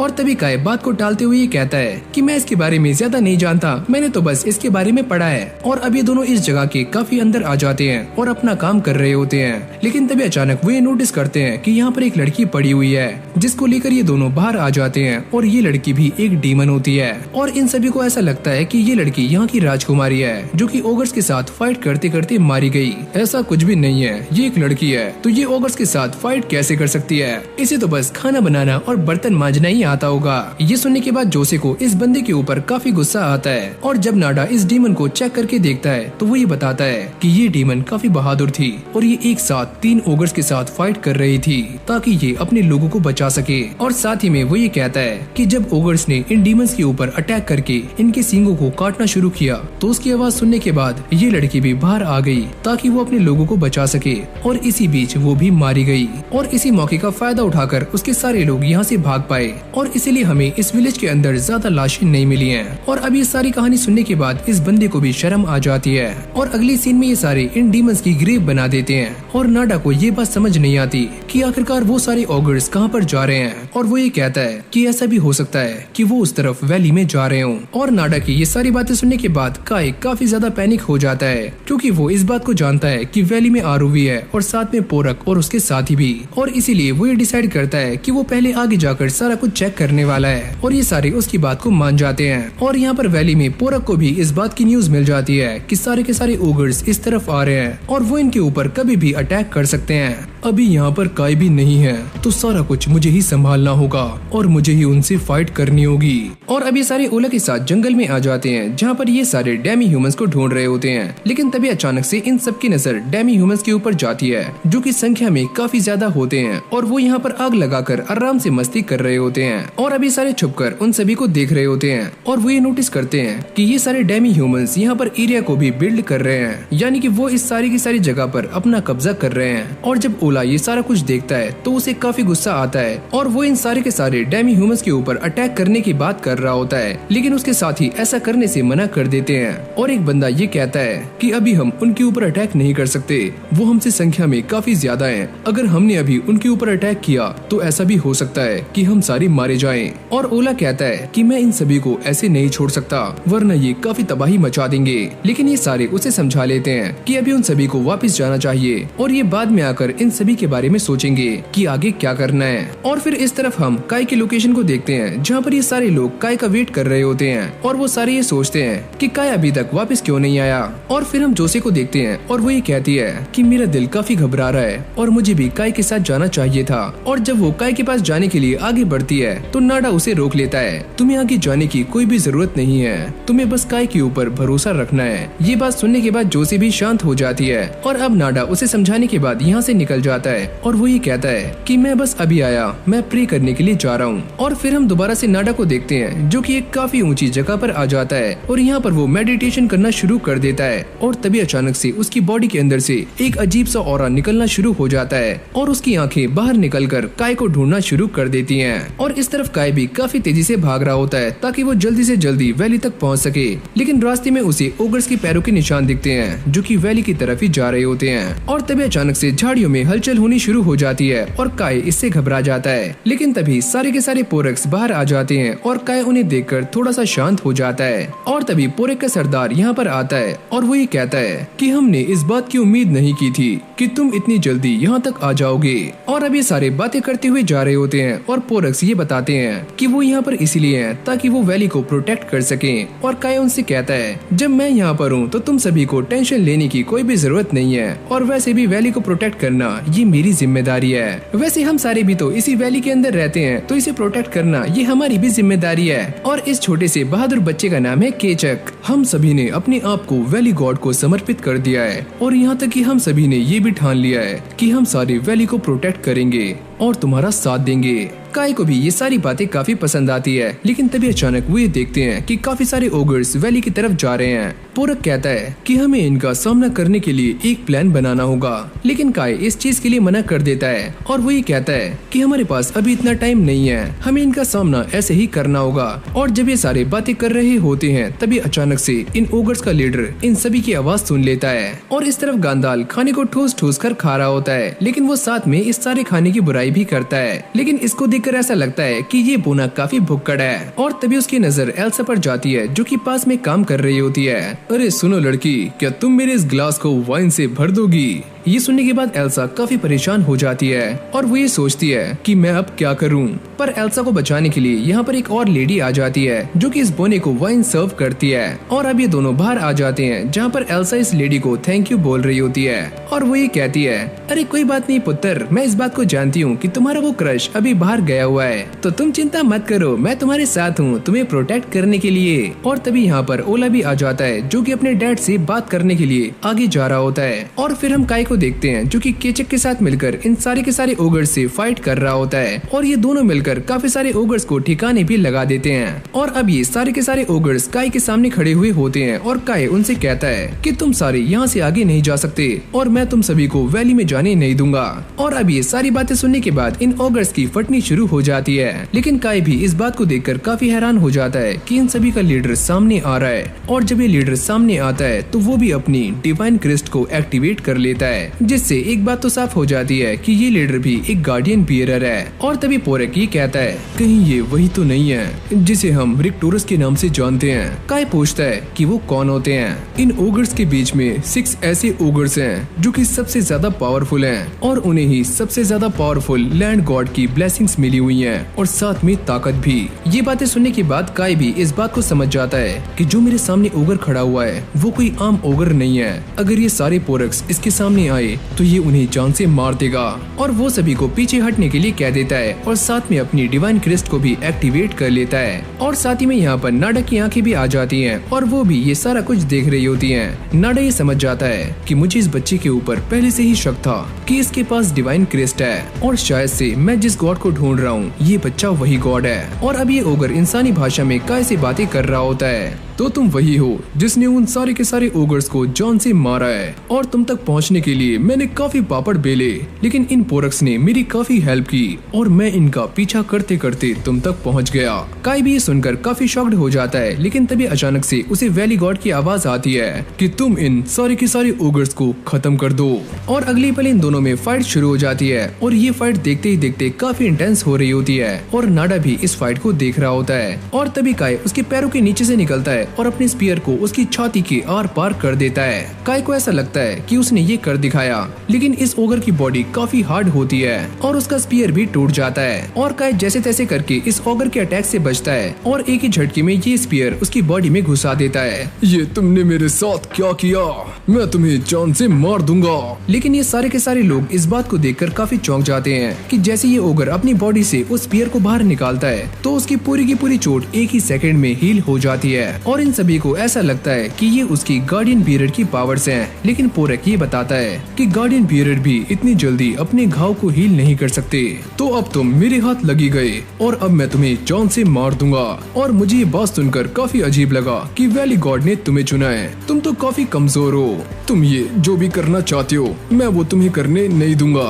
और अब काय के सामने सभी लोगों के फ्लैशबैक्स आने शुरू हो जाते हैं जो कि इस वैली के अंदर रहते हैं। और अगली पल काय एक जोरदार फायर अटैक करके इस ओगर के हाथ को भून देता है और नाडा भी ये सारा कुछ देखकर काफी शॉक्ड हो जाता है। ये पावर्स ये तो काफी ज्यादा हैं। अरे वाह दद्दू, ये इंसान तो काफी कमाल का है। चलो ये भी काफी अच्छा हुआ कि ये बच्चा मैजिक का इस्तेमाल कर सकता है। काय इस ओगर को भूनने के लिए अपने फायर मैजिक का अटैक कर रहा होता है, लेकिन इससे उसे घंटा फर्क नहीं पड़ता। उल्टा वो काय के पेट में एक जोरदार लात मारता है। और इस तरफ नाडा जो कि ये सारा कुछ देख रहा होता है वो ये बताता है इसे मारना इतना भी आसान नहीं है क्योंकि ये भी एक गार्डियन बियरर है और लैंड गॉड इसकी रक्षा कर रहे हैं। और ये लैंड गॉड का एक काफी सिंपल टास्क है कि वो अपनी गार्डियन बियरर की रक्षा करते हैं। और फिर हम दोबारा से इस ओगर को देखते हैं जिसके ऊपर काय के फायर मैजिक का कोई भी असर नहीं होता और वो अपनी सारी की सारी इंजरीज को बड़ी आराम से हील भी कर लेता है। जितना मैंने सोचा था ये ओगर तो उससे भी ज्यादा स्ट्रॉन्ग है, तो मैं इसे कैसे हराऊं। और इस तरफ ये विलेजर्स सारी तैयारियां कर रहे होते हैं क्योंकि वो इस बात को जानते हैं कि ओगर्स उनके ऊपर कभी भी अटैक कर सकते हैं। और एल्सा को भी काय की चिंता हो रही होती है। और जब काय इस ओगर के ऊपर अपने डैगर से अटैक करता है तो वो भी टूट जाता है और साथ में वो सारे के सारे राइस बॉल भी नीचे गिर जाते हैं जो कि एल्सा ने उसे दिए थे और काय भी घुटनों पर आ जाता है। नाडा भी ये सारा कुछ देखकर काफी परेशान हो जाता है। अरे दद्दू, काय को बचा लो। और वो ये सोचता है अगर मैंने जल्दी ही कुछ ना किया तो ये सारे के सारे लोग और वैली तबाह हो जाएगी। और तभी उसकी आंखों के सामने वो सारे के सारे मोमेंट्स आने शुरू हो जाते हैं जो कि काय ने अभी तक जिए हैं। और जब काय इन राइस बॉल्स को कलेक्ट करने की कोशिश करता है तो ये ओगर उन्हें कुचल देता है और अब वो काय को जान से मारने ही वाला होता है, लेकिन तभी काय अपनी टेक्निक को एक्टिवेट कर लेता है जिससे उसके हाथ में मॉलिक्यूलर ब्लेड आ जाता है और वो एक ही झटके में इस ओगर के हाथ को काट देता है। ये तुमने मेरे साथ क्या किया और मैं इसे दोबारा से रीजनरेट क्यों नहीं कर पा रहा हूँ। और फिर ये ओगर काफी गुस्से में आकर काय पर दोबारा से अटैक करता है और काय अपनी ब्लेड की पावर को इनसेन लेवल तक ले जाता है। पोरक कहता है ये पावर तो काफी खतरनाक है जो कि नेचर के रूल्स को भी सरपास करती हैं। और अगली पल काय एक ही स्लैश मारकर इस ओगर के आर्मर को तोड़ देता है और ये ओगर भी इंजर्ड होकर नीचे गिर जाता है। नाडा भी ये सारा कुछ देखकर काफी हैरान हो जाता है और वो ये कहता है कि काय ने अभी जिन पावर्स का इस्तेमाल किया है वो एक तरह की एंशिएंट डिवाइन पावर है जिसके बारे में मैंने बस सुना है। जिसके बाद काय इस ओगर का गॉड स्टोन बाहर निकाल लेता है और वो ये कहता है कि अब से ये मेरा हुआ। और ये बोलने के बाद वो सारा का सारा गॉड स्टोन अकेले ही पी जाता है और इसे कंज्यूम करते ही उसकी पावर्स की सारी की सारी लिमिट्स टूट जाती हैं। और जब ओगर्स ये सारा कुछ देखते हैं तो वो यहाँ से दुम दबाकर भाग जाते हैं और ये सारी पावर्स इतनी ज्यादा होती हैं कि काय भी बेहोश हो जाता है। और अब थोड़ी ही देर के बाद काय को होश आ जाता है और वो ये कहता है कि मेरे साथ क्या हुआ था, मुझे कुछ याद नहीं है। और काय इन सारे पोरक से पता करता है कि आखिरकार उसे हुआ क्या था और पोरक उसे बताता है कि जब तुमने वो गॉड स्टोन पिया तो यहाँ पर अचानक से एक काफी तेज तूफान आया और मेरे ख्याल से ये लैंड गॉड की शक्तियाँ थी। और काय ये बात सुनकर काफी हैरान हो जाता है कि एक लैंड गॉड की ताकत ऐसी हो सकती है, लेकिन वो इन सारी बातों को भुलाकर पास ही में एक नदी के पास जाकर अपने हाथ मुंह को धोता है और साथ ही में पोरक से ये पता करता है कि जब मैं उस ओगर से फाइट कर रहा था क्या तुम्हें फाइट के बीच में कुछ अजीब सा लगा, जैसे कि कोई हमें देख रहा हो। अरे हाँ, मुझे ऐसा कुछ लगा तो था, लेकिन मैंने उसे नजरअंदाज कर दिया क्योंकि वो कोई दुश्मन नहीं था। और अब काई यहाँ से जाने के लिए तैयार हो जाता है और वो जाने से पहले इन सभी को अलविदा भी करता है और साथ ही में वो एल्सा के बनाए हुए राइस बॉल्स को भी खा लेता है, जिससे उसकी पेट पूजा हो जाती है। और जैसी काई वहाँ पहुँचता है तो मानसो उसे बताता है कि जोशी की तबीयत काफी खराब है। और जब काई उसे जाकर देखता है तो वो ये नोटिस करता है कि जोशी के पैर पर एक अजीब सा निशान है, जिसको देखकर वो पैनिक हो जाता है। लेकिन तभी नादा भी यहाँ पर आ जाता है और वो ये कहता है कि शायद से मैं इस निशान के बारे में जानता हूँ। लेकिन आगे बढ़ने से पहले वो काई से ये पता करता है कि तुम जिन ओगर्स का पीछा कर रहे थे उनका क्या हुआ। ये वक्त ऐसी बातें करने का नहीं है, तुम बस जोशी के ऊपर ध्यान दो। लेकिन नादा अपनी बात पर जोर डालते हुए ये कहता है कि मैं इसके बारे में जानना चाहता हूँ। और अब काई उससे झूठ बोलते हुए उसे ये बताता है कि जब मैं वहाँ पहुँचा तो किसी ने पहले से ही उन सारे ओगर्स को जान से मार दिया था। और फिर नाडा भी इन सारी बातों को इग्नोर करते हुए ये कहता है कि चलो इन सारी बातों को छोड़ते हैं और पहले जोशी को लेकर दोबारा से लैग विलेज में चलते हैं ताकि इनका सही से इलाज हो सके। और जब ये सारे वापस जा रहे होते हैं तो नाडा ये नोटिस करता है कि काई के कपड़ों पर ओगर का ब्लड लगा हुआ होता है और वो ये सोचता है कि इसने तो मुझसे मना किया था कि इसके पहुंचने से पहले वहाँ पर सारे के सारे ओगर्स मर गए थे। और अब ये सारे लैग विलेज में आ जाते हैं, लेकिन वो ये देखकर काफी हैरान हो जाते हैं कि इस विलेज की हालत काफी खराब है। और फिर काई जल्दी से भागकर बास्को के पास जाता है और उससे ये पूछता है कि यहाँ पर क्या हुआ। और बास्को उसे ये बताता है कि हमारे इस गांव पर डेमी ह्यूमंस ने अटैक कर दिया था, लेकिन हमारे चीफ काफी स्ट्रॉन्ग थे तो उन्होंने ये सारा कुछ संभाल लिया, लेकिन वो इस गांव को बर्बाद होने से बचा नहीं पाए। और फिर काई भागते हुए टाउन हॉल में आ जाता है जहाँ पर सारे के सारे लोग इंजर्ड होते हैं और वो जोर से एल्सा का नाम पुकारता है और ये सोचता है कि शायद से एल्सा इसमें जिंदा बच गई होगी। और अब वो चलते चलते एल्सा के पास आ जाता है और उसे सही सलामत देखकर उसकी जान में जान आ जाती है। और एल्सा भी इसे देखकर काफी खुश होती है कि काई अभी तक जिंदा है। यहाँ पर चीफ अपने दोनों बच्चों को देख रहे होते हैं जिनकी हालत काफी खराब होती है और इन दोनों के पैरों पर ही सेम निशान होते हैं। मेरे दोनों बच्चों के पैरों पर एक जैसे निशान है और ये निशान क्यों है मैं इसके बारे में जानता हूँ। और अगली सीन में हम ये देखते हैं कि कुछ सोल्जर्स इन डेमी ह्यूमंस के ऊपर निगरानी रख रहे होते हैं और वो ये देखते हैं कि ये डेमी ह्यूमंस पहले के मुकाबले में काफी ज्यादा हो चुके हैं। और इस तरफ हम काई को देखते हैं जो कि एल्सा से बातें कर रहा होता है और एल्सा उसे बताती है कि जब उनके गांव के ऊपर अटैक हुआ तो वो अपनी मॉम को लेकर टाउन हॉल में आ गई और इसीलिए वो दोनों जिंदा बच पाए। काई उसके बनाए हुए राइस बॉल्स की तारीफें करता है कि तुमने जो राइस बॉल्स बनाए थे वो काफी अच्छे थे। लेकिन इससे पहले वो अपनी बात कंप्लीट कर पाता तभी मानसो यहाँ पर आ जाता है, चलो तुम्हें चीफ ने बुलाया है। और यहाँ पर काई चीफ को बताता है कि सारे के सारे ओगर्स खत्म हो चुके हैं और चीफ को ये सुनकर काफी राहत मिलती है। लेकिन वो ये कहते हैं कि सारे के सारे ओगर्स तो खत्म हो चुके हैं, लेकिन ये डेमी ह्यूमंस अब भी हमारा सर दर्द बने हुए हैं। और फिर काई चीफ से ये पूछता है कि इन दोनों को क्या हुआ और चीफ ये बताते हैं कि डेमी ह्यूमंस ने इन दोनों के लैंड गॉड्स को श्राप दे दिया है, जिससे इन दोनों की हालत ऐसी हो चुकी है। और मैं ये बात भी जानता हूँ कि वो डेमी ह्यूमंस दोबारा से हमारे ऊपर अटैक करने वाले हैं। और नाडा ये बताता है कि अगर इन दोनों का श्राप हट भी गया तो इन दोनों की लड़ने की ताकत खत्म हो जाएगी, यानी कि ये दोनों काफी कमजोर पड़ जाएंगे। लेकिन चीफ को काई के ऊपर पूरा विश्वास होता है और वो ये कहते हैं अब तुम ही हो जो कि हमारी हेल्प कर सकते हो, लेकिन तुम्हें हमारी हेल्प करने के लिए इन दोनों की लैंड गॉड के पास जाना होगा, यानी कि एडा विलेज और एल्क विलेज। और अब ये दोनों कमरे से बाहर आ जाते हैं, लेकिन तभी अचानक से उन्हें गांदाल के चिल्लाने की आवाज आती है और यहाँ से एक लड़की काफी तेज से भागती हुई जाती है। काय कहता है हम इस बंदे की भी तो हेल्प ले सकते हैं, पर नाडा उसे मना कर देता है कि ये इंसान काफी आलसी है और मुझे ऐसा नहीं लगता कि ये हमारी हेल्प करेगा। और फिर काय एल्सा के पास आ जाता है और साथ ही में उसे थैंक यू भी करता है कि उसके राइस बॉल्स काय के काफी काम आए। वैसे मैं तुम्हें ये बताने के लिए आया था, मैं एक और मिशन के लिए जा रहा हूँ, लेकिन मैं तुमसे प्रॉमिस करता हूँ मैं काफी जल्दी आ जाऊंगा। और वो उसका हाथ पकड़ लेती है, मैं भी तुम्हें काफी मिस करूंगी। और इस श्राप के कारण जोसे और ओला को काफी पेन हो रहा होता है। और अब ये दोनों एल्क विलेज में आ जाते हैं जहाँ पर ओला के लैंड गॉड का मंदिर है। और तभी नाडा ये बताता है अगर उन डेमी ह्यूमंस ने ओला के लैंड गॉड को श्राप दिया है तो वो इस जगह की रखवाली भी कर रहे होंगे ताकि यहाँ पर कोई भी दखल अंदाजी ना करे। और अब ये बोलने के बाद नाडा अपनी एबिलिटी का इस्तेमाल करके इस पूरी जगह को चेक करना शुरू करता है और काय भी ये पहचान जाता है कि ये वही एबिलिटी है जो कि उसने उस जंगल में महसूस की थी जब वो उस ऑगर के साथ फाइट कर रहा था। वैसे मैं तुम्हें बता दूं कि मेरी इस टेक्निक का नाम है 1000 आई, जिससे मैं कितनी भी दूर तक आराम से देख सकता हूँ। और अभी सारी छानबीन करने के बाद नाडा काय को बताता है कि उस गॉड स्टोन की देखभाल बस 5 ही डेमी ह्यूमंस कर रहे हैं। और अगली पल ये दोनों वहाँ पर पहुँच जाते हैं और काय जाते ही इन डेमी ह्यूमंस के ऊपर अटैक्स करना शुरू कर देता है। काय को ऐसा लगता है कि उसे नाडा की हेल्प करनी चाहिए, लेकिन जब वो नाडा को देखता है तो नाडा काफी आराम से इन सारे के सारे डेमी ह्यूमंस को ठिकाने लगा रहा होता है। और इन सभी को मारने के बाद नाडा ये नोटिस करता है कि काय के चेहरे पर डिवाइन क्रिस्ट अपीयर हो चुकी है, लेकिन काय को इस बारे में पता नहीं होता।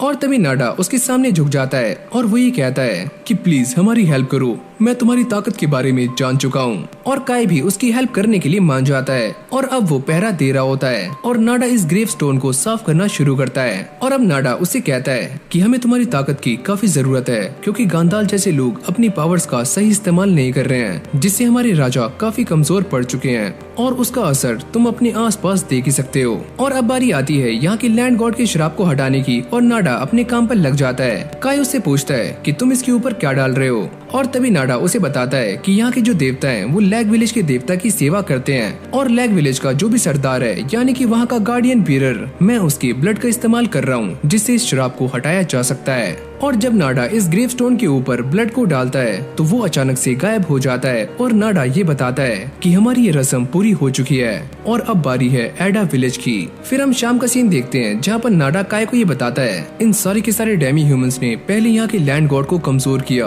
और यहाँ की भूमि को भी अस्थिर किया, वो भी इसीलिए ताकि ये सारे जीत जाएं। और काय उससे पूछता है कि वो सारे ऐसा क्यों कर रहे हैं। नाडा कहता है मैं भी इस बात को लेकर काफी परेशान हूँ कि वो सारे डेमी ह्यूमंस ऐसा क्यों कर रहे हैं, लेकिन जिस लैंड के ऊपर वो रहते हैं वहाँ भी उन्हें खतरा है और पक्का कोई न कोई चीज ऐसी है जो कि उन्हें इस तरफ आने पर मजबूर कर रही है ताकि वो यहाँ पर आकर इंसानों के लैंड पर कब्जा करें। और साथ ही में नाडा ये भी कहता है कि ओगर्स के साथ भी कुछ ऐसा ही हो रहा है और कोई उन्हें धमका रहा है और इसीलिए वो सारे ओगर्स एक नए गॉड की तलाश में यहाँ पर आए थे ताकि उन्हें और भी ज्यादा ताकत मिल पाए। और तभी नाडा काय के ऊपर जोर देते हुए ये कहता है कि तुम अपनी ताकत का इस्तेमाल किंगडम के हिसाब से करने के लिए तैयार हो, लेकिन तभी अचानक से काय की डिवाइन क्रिस्ट एक्टिवेट हो जाती है और उसे वैली गॉड की एक आवाज आती है कि तुम नाडा को जान से मार दो।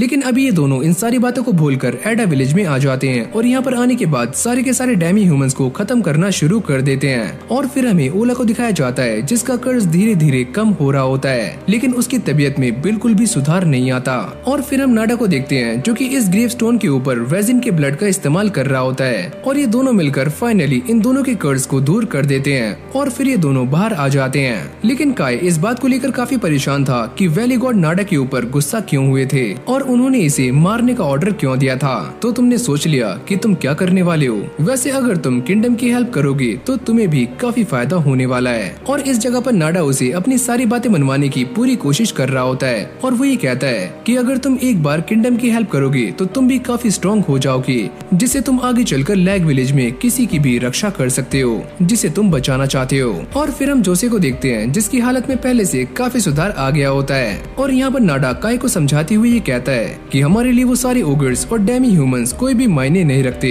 तो तुम अपनी शक्तियों का इस्तेमाल किंगडम के लिए कर सकते हो। लेकिन ये बात सुनने के बाद काय को काफी गुस्सा आ जाता है और वो ये कहता है कि मैं ऐसा नहीं कर सकता क्योंकि मैं एक गार्डियन बीरर हूँ और एक लैंड गॉड और गार्डियन बीरर की ये रिस्पॉन्सिबिलिटी होती है कि वो अपने लैंड में रहने वाले सभी लोगों की रक्षा करे, चाहे फिर वो ओगर्स हो या फिर डेमी ह्यूमंस। अगर तुम ऐसा ही सोचते हो तो मैं इसके बारे में किंगडम से बात करूंगा। और तभी अचानक हम ये देखते हैं कि नाडा एक वेपन को बाहर निकालकर काय की बॉडी में घुसा देता है और इस तरफ भी the most powerful guardian bearers demi humans पहुंच चुके होते हैं और वो ये देखते हैं कि ग्रेवस्टोन के आसपास उनके सारे साथी मारे जा चुके हैं, जिनको देखकर उन्हें काफी ज्यादा गुस्सा आता है। और फिर हम दोबारा से काय को देखते हैं जिसको इस बात के ऊपर यकीन नहीं होता कि नाडा उसके साथ ऐसा कर सकता है और इस जगह पर काय की हालत काफी खराब हो रही होती है। और तभी नाडा उसको बताता है कि मैंने तुम्हें मारने के लिए जिस वेपन का इस्तेमाल किया है वो एक खास तरह का वेपन है जिससे गार्डियन बीरर की पावर्स को कंट्रोल किया जा सकता है और हाँ, इससे तुम थोड़ी देर तक अपनी पावर्स को इस्तेमाल नहीं कर पाओगे। और अब नाडा उसे चिढ़ाना शुरू कर देता है कि तुम अपनी ताकत का इस्तेमाल उन लोगों के लिए करना चाहते हो जो कि तुम्हारे लिए मायने रखते हैं। ये तो काफी बड़ी बेवकूफी है। और अब देखते ही देखते काय की हालत काफी खराब होनी शुरू हो जाती है। मैं तुम्हें मारकर तुम्हारा गॉड स्टोन पी लूंगा जिससे मेरी ताकत पहले से काफी गुना बढ़ जाएगी। और जब नाडा उसका गॉड स्टोन निकालने वाला होता है तभी काय उसकी एक जोरदार लात मारता है और उससे साइड हो जाता है। और फिर अगली सीन में हम लैग विलेज को देखते हैं जहाँ पर सारे के सारे लोग इस बात की तैयारियां कर रहे होते हैं क्योंकि डेमी ह्यूमंस उनके ऊपर कभी भी अटैक कर सकते हैं। और तभी चीफ ये कहते हैं, तुम सारी चिंता मत करो, मैं तुम सभी के साथ हूँ और मैं अपनी आखिरी सांसों तक तुम्हारे साथ खड़ा रहूंगा। और अब ये सुनने के बाद सारे के सारे लोग लड़ने के लिए तैयार हो जाते हैं। और फिर हमें बाकी बंदों को दिखाया जाता है जो कि अब भी घायल हैं, जिसमें एल्सा और बाकी लोग शामिल हैं। और फिर हम दोबारा से नाडा को देखते हैं जो कि काय के ऊपर काफी जोर देकर ही कहता है कि मैं बस यही चाहता हूँ कि तुम्हारी ताकत का इस्तेमाल इंसानी भलाई के लिए हो और अगर तुम इस पावर को कुर्बान कर देते हो तो काफी लोगों की जान बच सकती है। मैं तुम्हारा साथ देने के लिए बिल्कुल भी तैयार नहीं हूँ क्योंकि मैंने वैली के लोगों से ये कसम खाई है कि मैं उनकी हिफाजत करूंगा चाहे फिर कुछ भी हो जाए। और अब ये सारी बातें सुनने के बाद नाडा को काय के ऊपर काफी गुस्सा आ जाता है और वो उसे जान से मारने ही वाला होता है। लेकिन तभी अचानक से यहाँ पर एक डेमी ह्यूमन आ जाता है जो कि आते ही नाडा के ऊपर एक जोरदार अटैक करता है। और इस तरफ भी सारे के सारे डेमी ह्यूमंस ने लैग विलेज के ऊपर अटैक्स करने शुरू कर दिए होते हैं। ये सारे इस बात को लेकर काफी परेशान होते हैं कि वो इन डेमी ह्यूमंस का सामना कैसे करेंगे। और फाइनली हमें इन डेमी ह्यूमंस के सरदार को भी दिखाया जाता है जिसने लड़ने की सारी तैयारियां कर ली होती हैं, यानी कि वो इन सभी को मारने के लिए एकदम तैयार है। और इस तरफ नाडा इस डेमी ह्यूमन के साथ फाइट कर रहा होता है जो कि नाडा के ऊपर काफी ज्यादा भारी पड़ता है। और शुरू में नाडा इससे बचने की काफी कोशिशें करता है लेकिन बाद में उसे लड़ने के लिए सामने आना पड़ता है। काय भी ये देखकर काफी परेशान हो जाता है और वो ये सोचता है कि यहाँ पर ये सारा कुछ क्या हो रहा है और ये सारे के सारे डेमी ह्यूमंस कहाँ से आ रहे हैं। लेकिन तभी अचानक से यहाँ पर कुछ और डेमी ह्यूमंस और साथ में उनका सरदार भी आ जाता है। क्या तुम दोनों वही हो जिसने मेरे उन साथियों को जान से मारा है जो कि ग्रेव स्टोन की रक्षा कर रहे थे? लेकिन वो दोनों इसकी बातों पर कोई भी जवाब नहीं देते और इसे काफी गुस्सा आ जाता है, यानी कि तुम दोनों मरने वाले हो।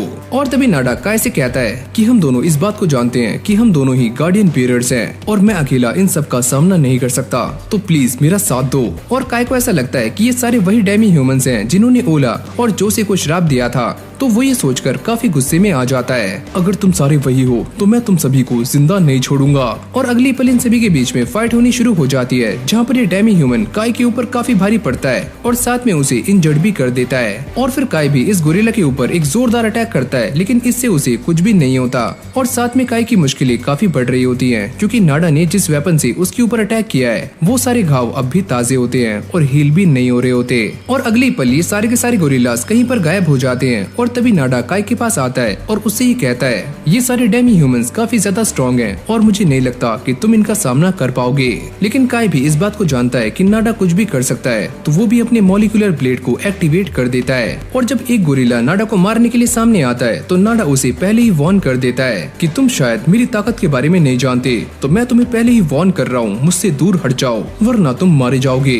लेकिन ये गोरिल्ला उसे मारते मारते उसकी हालत काफी गंदी कर देता है। और जब ये डेमी ह्यूमन नाडा के ऊपर आखिरी वार करने वाला होता है लेकिन तभी अचानक से काय यहाँ पर आ जाता है जो कि आते ही नाडा को बचा लेता है। और नाडा ये सारा कुछ देखकर काफी हैरान हो जाता है, आखिरकार इसने मेरी जान क्यों बचाई जबकि मैंने इसे मारने की कोशिश की थी, ये ऐसा क्यों कर रहा है। और जब एक और डेमी ह्यूमन इन दोनों के ऊपर अटैक करने के लिए सामने आता है तो नाडा भी काय की जान बचा लेता है और अब ये दोनों एक सुरक्षित जगह पर आ जाते हैं जहाँ पर नाडा काय से पूछता है, तुमने मेरी जान क्यों बचाई, वो भी एक ऐसे इंसान की जो कि खुद तुम्हें मारना चाहता था। लेकिन इस बारे में काय कुछ खास जवाब नहीं देता और नाडा भी ये समझ जाता है कि वैली गॉड ने इस बच्चे को इतनी ताकत क्यों दी है। और अब अगले पल नाडा काय को ये समझाता है कि मैं इस बात को जानता हूँ कि हम दोनों फंसने वाले हैं, लेकिन मेरे पास एक स्ट्रेटेजी है, अगर हम दोनों उसको फॉलो करते हैं तो शायद से हम बच सकते हैं। और काय के पास भी उसकी बात मानने के अलावा कोई और रास्ता नहीं होता, तो वो भी इसके लिए राजी हो जाता है। लेकिन अगर मैं बच गया तो मैं तुम्हें जान से मार दूंगा नाडा।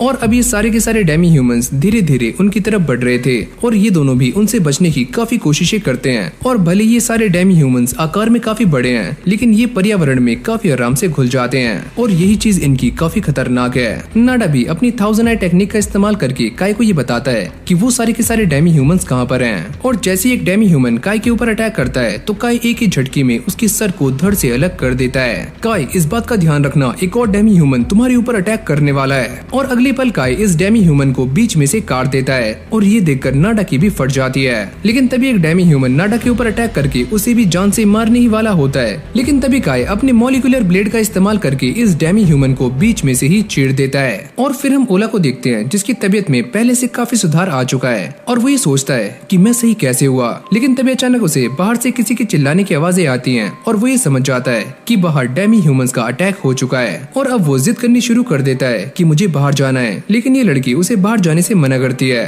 और वो गुस्से में आकर इससे कहता है कि तुम मेरे कपड़े और स्वॉर्ड लेकर यहाँ पर आओ, मैं बाहर जाऊंगा। और फिर हम काय को देखते हैं जो कि नाडा की हेल्प कर रहा होता है और वो इस गोरिल्ला से मिले हुए गॉड स्टोन को नाडा को पिलाने की कोशिश करता है। और नाडा ये सारा कुछ देखकर काफी हैरान हो रहा होता है कि तुम मेरी हेल्प क्यों करना चाहते हो जबकि मैंने तुम्हें मारना चाहा। और नाडा की ऐसी हालत देखने के बाद एक बात तो साफ हो जाती है कि उस गोरिल्ला मॉन्स्टर ने नाडा की गॉड स्टोन के ऊपर अटैक किया था और उसे पूरी तरह से इंजर्ड कर दिया है। और नाडा भी ये बात जानता है कि इस तरह की चोट को सही नहीं किया जा सकता। लेकिन काय भी हार मानने से मना करता है और वो अपने हीलिंग मैजिक का इस्तेमाल करके नाडा को सही करने की कोशिशें कर रहा होता है। लेकिन इससे कोई भी फर्क नहीं पड़ता और नाडा ये कहता है कि मुझे ऐसा लगता है कि ये ही मेरा अंत है और मैं ये जान चुका हूँ कि तुम्हारे पास एक ऐसी ताकत है जो कि इंसानी लिमिट्स के परे है और तुम मुझे हील करना बंद कर दो, ये मेरा अंत है। और अब वो अपने हाथ को आसमान की तरफ उठाता है और अपने वैली गॉड से माफी मांग रहा होता है कि वो अपने मिशन में कामयाब नहीं हुआ। और नाडा की भी यही इच्छा थी कि वो काय की इस पावर को देख पाए और ऐसा करते करते वो भी मारा जाता है। और अब यहीं से हमारा सीन शिफ्ट हो जाता है जहाँ पर हम जोसे को देखते हैं और वो एक काफी तेज धमाके के साथ खड़ी होती है और वो ये पूछती है कि बाहर क्या हो रहा है। और ये लड़की उसे बताती है कि बाहर सारे के सारे डेमी ह्यूमंस ने हमारे ऊपर अटैक्स करने शुरू कर दिए हैं और हम सारे काफी खतरे में हैं। और जब जोसे ये सारी बातें सुनती है तो उसे भी काफी गुस्सा आता है कि वो इन सभी के लिए कुछ भी नहीं कर पा रही है। यहाँ तक कि आपके डैड ने ये भी कहा है कि अगर ये डेमी ह्यूमंस यहाँ तक आ जाते हैं तो आपको लैग विलेज छोड़ के यहाँ से भाग जाना है। और जब जोसे बाहर आती है तो वो ये नोटिस करती है कि कॉरिडोर में काफी सारे लोग बैठे हुए हैं और वो इन सभी को मोटिवेट करना शुरू कर देती है कि तुम सभी को हमारा साथ देना होगा और साथ ही में वो सारी चीजें भी कलेक्ट कर लो जो कि हमारे काम आ सकती है। हम इन सारे के सारे डेमी ह्यूमंस को यहाँ से भगा देंगे। और फिर हम गांदाल को देखते हैं जो कि यहाँ से भागने का ट्राई कर रहा होता है। लेकिन तभी अचानक उसके सामने एक काफी बड़ा पत्थर आकर गिरता है जिससे गांदाल की फट जाती है। अबे ओए कौन है भूतनी के, किसने फेंका?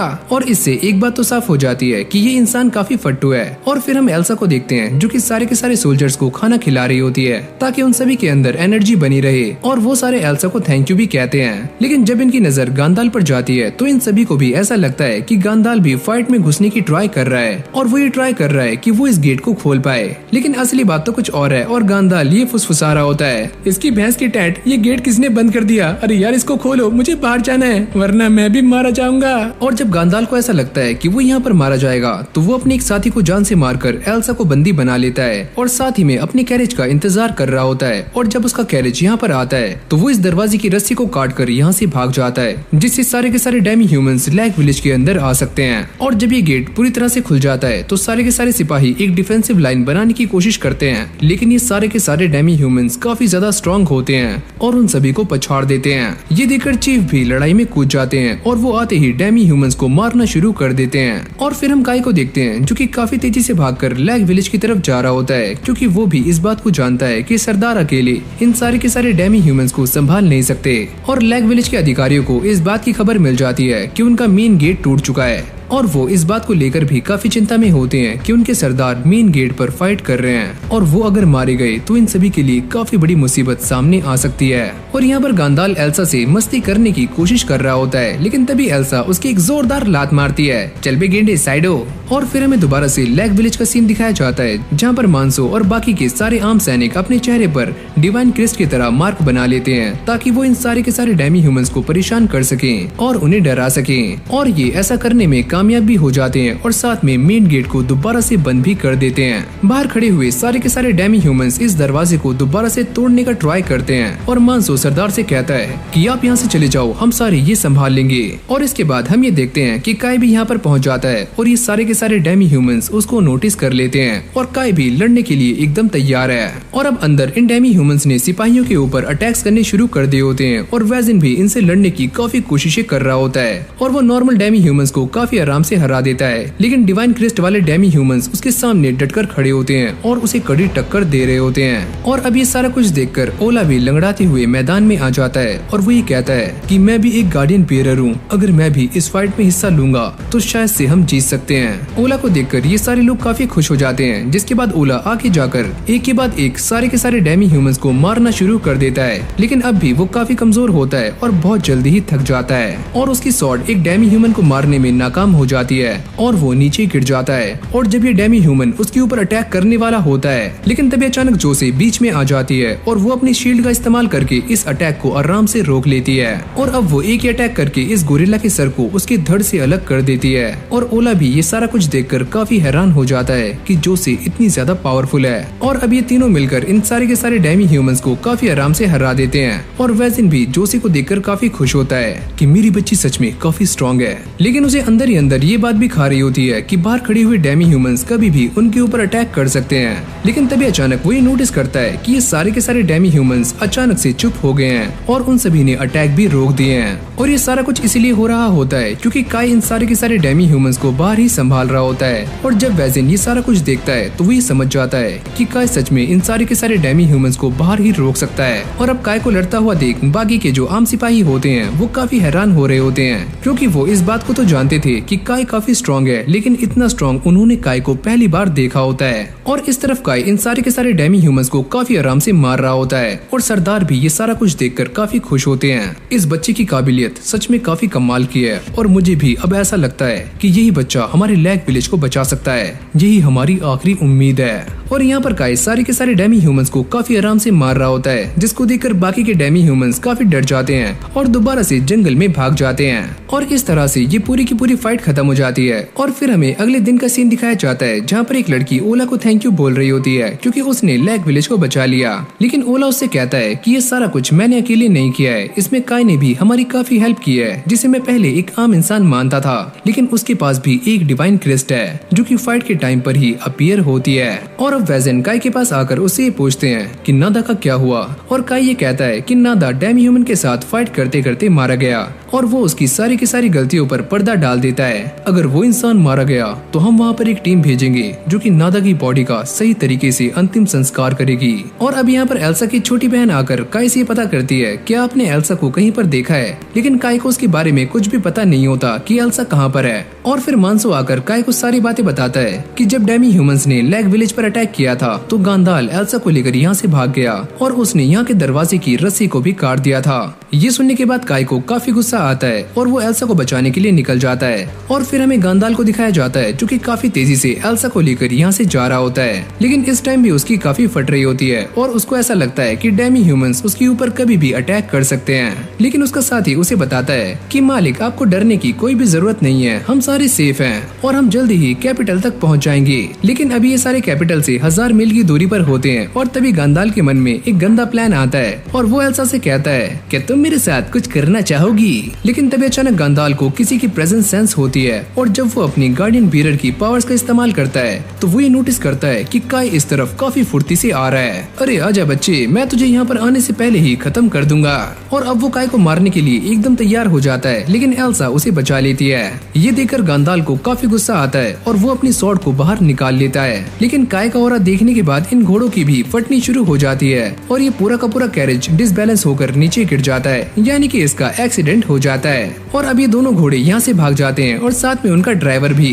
लेकिन गांदाल की हालत कुछ ऐसी होती है। और अब काय ने भी एल्सा को ढूंढ लिया था, लेकिन वो ये बात देखकर काफी चौंक जाता है कि गांदाल ने एल्सा के पेट में चाकू मारा हुआ है। और अब वो इसे काफी आराम से बाहर निकालकर इसके ऊपर अपने हीलिंग मैजिक का इस्तेमाल करता है, लेकिन ये घाव भी काफी गहरे होते हैं और एल्सा इससे ठीक नहीं होती। और फिर हम गांदाल को देखते हैं जिसकी काफी हड्डियां टूट चुकी होती हैं, लेकिन वो अपनी गार्डियन बीरर की ताकत का इस्तेमाल करके दोबारा से सही हो जाता है। और जब काय गांदाल को जिंदा देखता है तो उसे काफी गुस्सा आ रहा होता है और वो अपनी डिवाइन क्रिस्ट को भी एक्टिवेट कर लेता है। और गांदाल भी इस बात को जानता है कि वो काय का सामना नहीं कर सकता, तो वो उसके सामने बहाने बनाना शुरू करता है। ये सारा कुछ जो भी हुआ इसमें मेरी गलती नहीं है, ये सारा कुछ तुम्हारी वजह से हुआ है। जब तुम यहाँ पर काफी तेजी से भाग कर आ रहे थे तो तुम्हारी वजह से हमारा कैरेज डिसबैलेंस हो गया और मेरे हाथ से गलती से एल्सा को वो चाकू लग गया। और अब ये बातें सुनने के बाद काय को भी एक पल के लिए ऐसा लगता है कि ये सारी की सारी गलती उसी की है, लेकिन तभी उसे वो सारी बातें भी याद आ जाती हैं जो कि लैग विलेज वालों ने उसे बताई थी, वो भी गांडाल के बारे में। और उसका गुस्सा दोबारा से गर्म हो जाता है। गांडाल उसे रोकने की ट्राई करता है कि तुम मेरे ऊपर अटैक नहीं कर सकते, मैं एक ऑफिसर हूँ।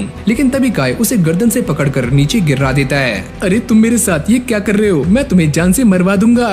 लेकिन अगले पल काय उसकी बॉडी में से गॉड स्टोन को बाहर निकाल लेता है, जिससे गांडाल भी यहीं पर मारा जाता है। और काय ने एल्सा का बदला भी ले लिया है, लेकिन एल्सा की हालत अब भी काफी खराब होती है। और काय ये कहता है कि मेरे पास ये जो गॉड स्टोन है वो एक गार्डियन बियरर का है, अगर मैं इसे एल्सा को पिला दूं तो ऐसा हो सकता है कि एल्सा दोबारा से सही हो जाए। लेकिन जब वो ऐसा करता है तो एल्सा की बॉडी में से धुआं निकलना शुरू हो जाता है और साथ में एल्सा को भी काफी दर्द हो रहा होता है। और काय को ये बात समझ नहीं आती कि उसने ऐसा क्या कर दिया।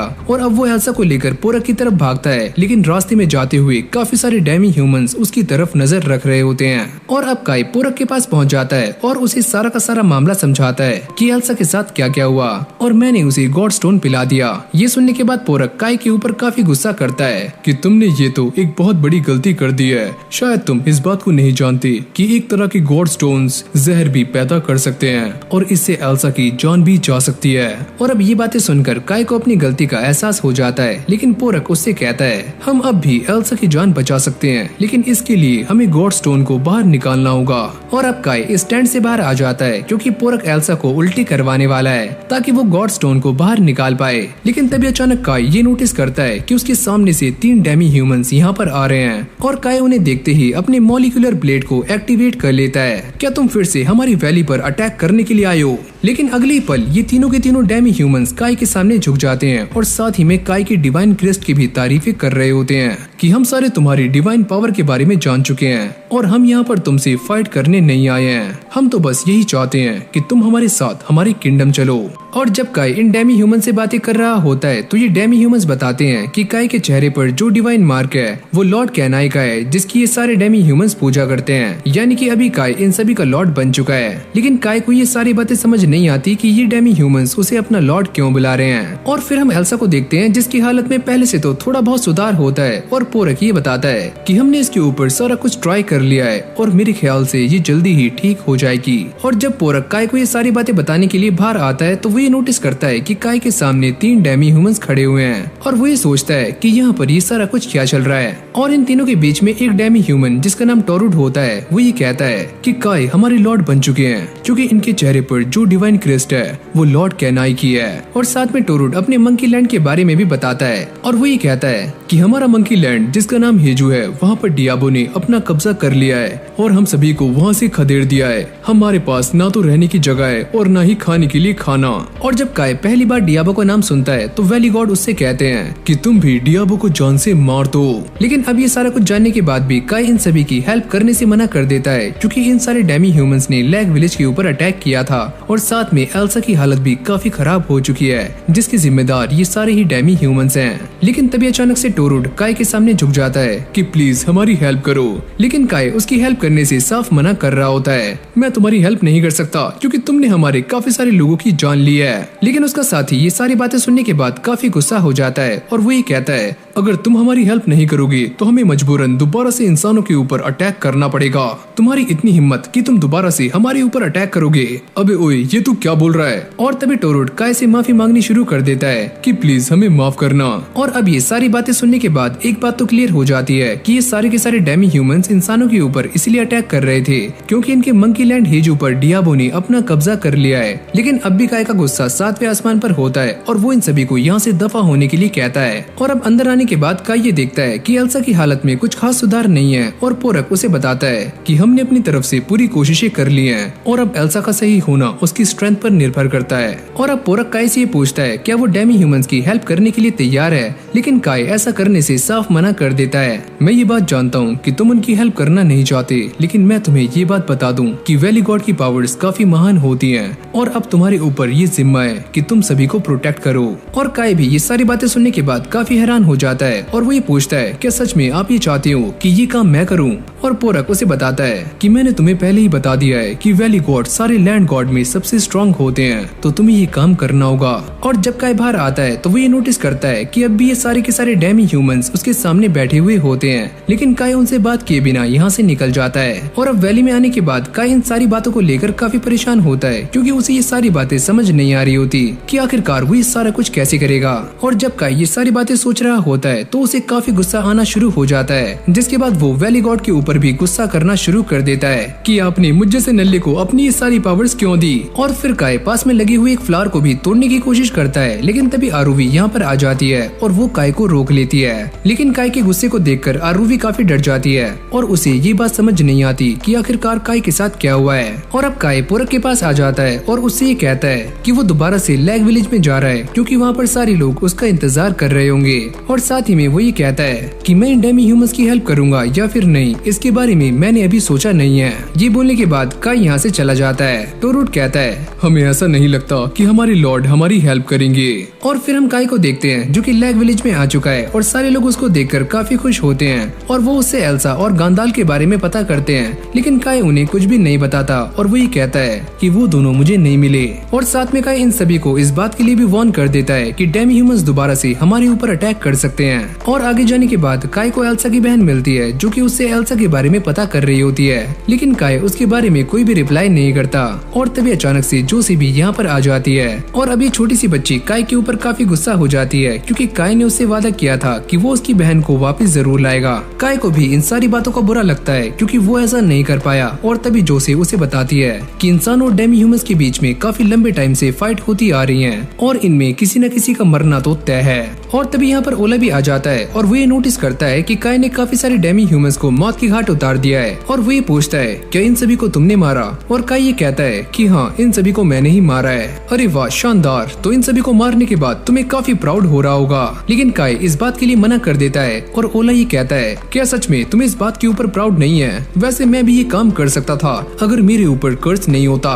और ओला इस बात को देखकर काफी गुस्से में होता है कि काय ने अकेले ही इन सारे के सारे डेमी ह्यूमंस को हरा दिया है और अब वो आगे जाकर इन मरे हुए डेमी ह्यूमंस के ऊपर ही स्टैप करना शुरू कर देता है। लेकिन तभी काय बीच में आ जाता है और उसे रोकने का ट्राई करता है, तुम मुझसे दूर रहो। और अब ओला काय के ऊपर काफी गुस्सा हो जाता है, तुम्हें क्या लगता है कि तुम अकेले ही हो जो कि इन्हें मार पाए? मैं भी इन्हें मार सकता था। लेकिन काय उससे कहता है कि ये सारे डेमी ह्यूमंस पहले ही मर चुके हैं और वैसे भी मैं इन्हें मारना नहीं चाहता। ओला कहता है कि ये कहानी काफी लंबी सदियों से चलती हुई आ रही है कि इंसान और डेमी ह्यूमंस आपस में फाइट कर रहे हैं और एक दूसरे को मार रहे हैं, लेकिन मैं ये सारा कुछ नहीं चाहता और ये कब तक चलता रहेगा। और ये बोलने के बाद काय यहाँ से चला जाता है, लेकिन ओला को अब भी उसके ऊपर काफी गुस्सा आ रहा होता है। और अब अगली सीन में काय दोबारा से वैजन के सामने पहुंच जाता है और वो ये कहता है कि मैं दोबारा से वैली में जाना चाहता हूँ। और ये सुनने के बाद वैजन कहते हैं कि तुम अभी अभी वैली से वापस आए हो और तुम दोबारा से वहीं जाना चाहते हो, क्या सब कुछ ठीक है? कहीं ऐसा तो नहीं है कि तुम मुझसे कुछ छुपा रहे हो? लेकिन काय इस बात के लिए मना करता है कि ऐसा कुछ भी नहीं है। चलो मैं इस बात को मान लेता हूँ, लेकिन मैं तुम्हें एक बात कहना चाहता हूँ कि तुम्हारी स्ट्रेंथ गार्डियन पीरियड के बराबर है और जब तुम उन डेमी ह्यूमन से फाइट कर रहे थे तो तुम टस से मस नहीं हुए और मैं ये चाहता हूँ कि तुम अपनी इस स्ट्रेंथ का इस्तेमाल सही काम के लिए करो। अरे हाँ, मैं समझ गया, मैं ऐसा ही करूंगा।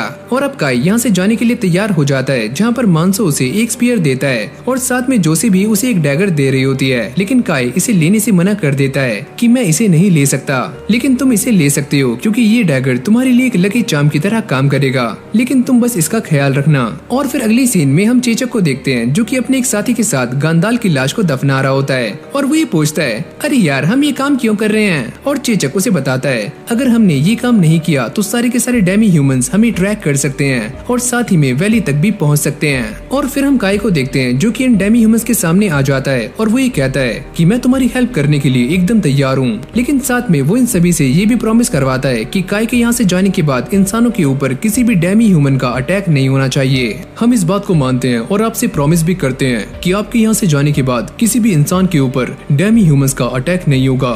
ये हमारा आपसे वादा है। और अब ये सारे आगे जाने का प्लान बना रहे होते हैं, लेकिन पोरक काई को बताता है कि इंसानों और डेमी ह्यूमंस के बीच में जो रिलेशन है वो काफी समय से सही नहीं चल रहे हैं। अगर तुम ऐसे ही आगे जाओगे तो तुम्हारे लिए काफी बड़ी दिक्कतें हो सकती हैं। तो इस प्रॉब्लम से बाहर निकलने के लिए काई आरुवी के पास जाता है, जो कि उसे काफी अच्छी ड्रेस बनाकर देती है। और अब काई इन दोनों को बाय करते हुए एल्सा को देखकर ही कहता है कि मैं ये आशा करता हूँ कि मेरे आने तक तुम बिल्कुल सही हो जाओगी। और जब काई यहाँ से बाहर आता है तो वो ये देखकर काफी शॉक्ड हो जाता है कि इन सारे पोरक्स ने उनके लिए उस ओगर की एक्स को बचाकर रखा हुआ है। और पोरक ये कहता है कि हमने इसे तुम्हारे लिए बचाकर रखा हुआ था और शायद से ये तुम्हारे काम भी आ जाएगी, तो इसे रख लो। और काई भी इसे ले लेता है और अभी सारे मंकी लैंड यानी कि हेजू के लिए निकल जाते हैं। और फिर यहीं से हमारा सीन शिफ्ट हो जाता है, जहाँ पर हम काफी सारे गार्डियन बीयर्स को देखते हैं और ये सारे बैठकर आराम से पार्टी कर रहे होते हैं। और इनमें से कुछ गार्डियन बीयर्स इस बात को भी जानते हैं कि इंसानों और डेमी ह्यूमंस के बीच में फाइट चल रही है, लेकिन वो इन सारी बातों को नजरअंदाज कर देते हैं, क्योंकि उनके लिए इन फाइट्स का होना और गाँव का तबाह होना ये एक आम बात है। और अब ये सारे खाना खाते हुए बातें कर रहे होते हैं कि ऐसी वॉर्स तो काफी लंबे टाइम से होती हुई आ रही हैं और हमें इन सारी वॉर्स से कोई भी फर्क नहीं पड़ता, तो बस इन सारी वॉर्स को देखो और मजे लो। और इन सभी की बातचीत से एक बात तो साफ हो जाती है कि जिस रीजन के अंदर ये सारे लोग रहते हैं उस रीजन को एक काफी ग्रेटेस्ट गॉड प्रोटेक्ट करते हैं और ये बंदा यहाँ का किंग है, जो कि इन सभी की बातों को सुनकर थोड़ा निराश लग रहा होता है, यानी कि वो इन सभी से नाखुश है। और फिर हमें दोबारा से काई और डेमी ह्यूमंस को दिखाया जाता है, जो कि हेजू विलेज के काफी पास पहुंच चुके हैं। लेकिन काई इस बात को देखकर काफी परेशान हो जाता है कि इस विलेज की हालत काफी खराब है। और जब ये सारे लोग आगे जा रहे होते हैं तो काई इन मंकीज से पूछता है कि वो क्या चीज है, और वो ये बताते हैं ये सारी की सारी ग्रेव्स हैं, जो कि हमारी वॉरियर्स डेमी ह्यूमंस की हैं। और जो भी डेमी ह्यूमंस यहाँ पर मारे जाते हैं उनकी ग्रेव्स यहाँ पर बनाई जाती हैं और साथ में फ्लावर्स भी लगाए जाते हैं। और क्या तुम उन सारे डेमी ह्यूमंस को जानते हो जिन्हें लैग विलेज में मारा गया था?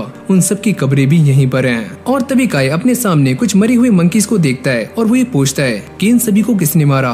क्या ये सारे भी लैग विलेज में मारे गए हैं? नहीं, ये सारे डियाबो की वजह से मारे गए हैं। और अब ये सारे ऐसे ही आगे जाते हुए बातें कर रहे होते हैं, जहाँ पर काई ये पूछता है कि आखिरकार ये डियाबो कौन है? और पोरक ये बताता है कि मैंने डियाबो को कभी देखा तो नहीं है, लेकिन मैंने उसके बारे में लिटरेचर में पढ़ा है कि वो बार बार इस दुनिया में अपीयर हुआ है और लास्ट वाले वैली गॉड ने उसे खत्म किया था।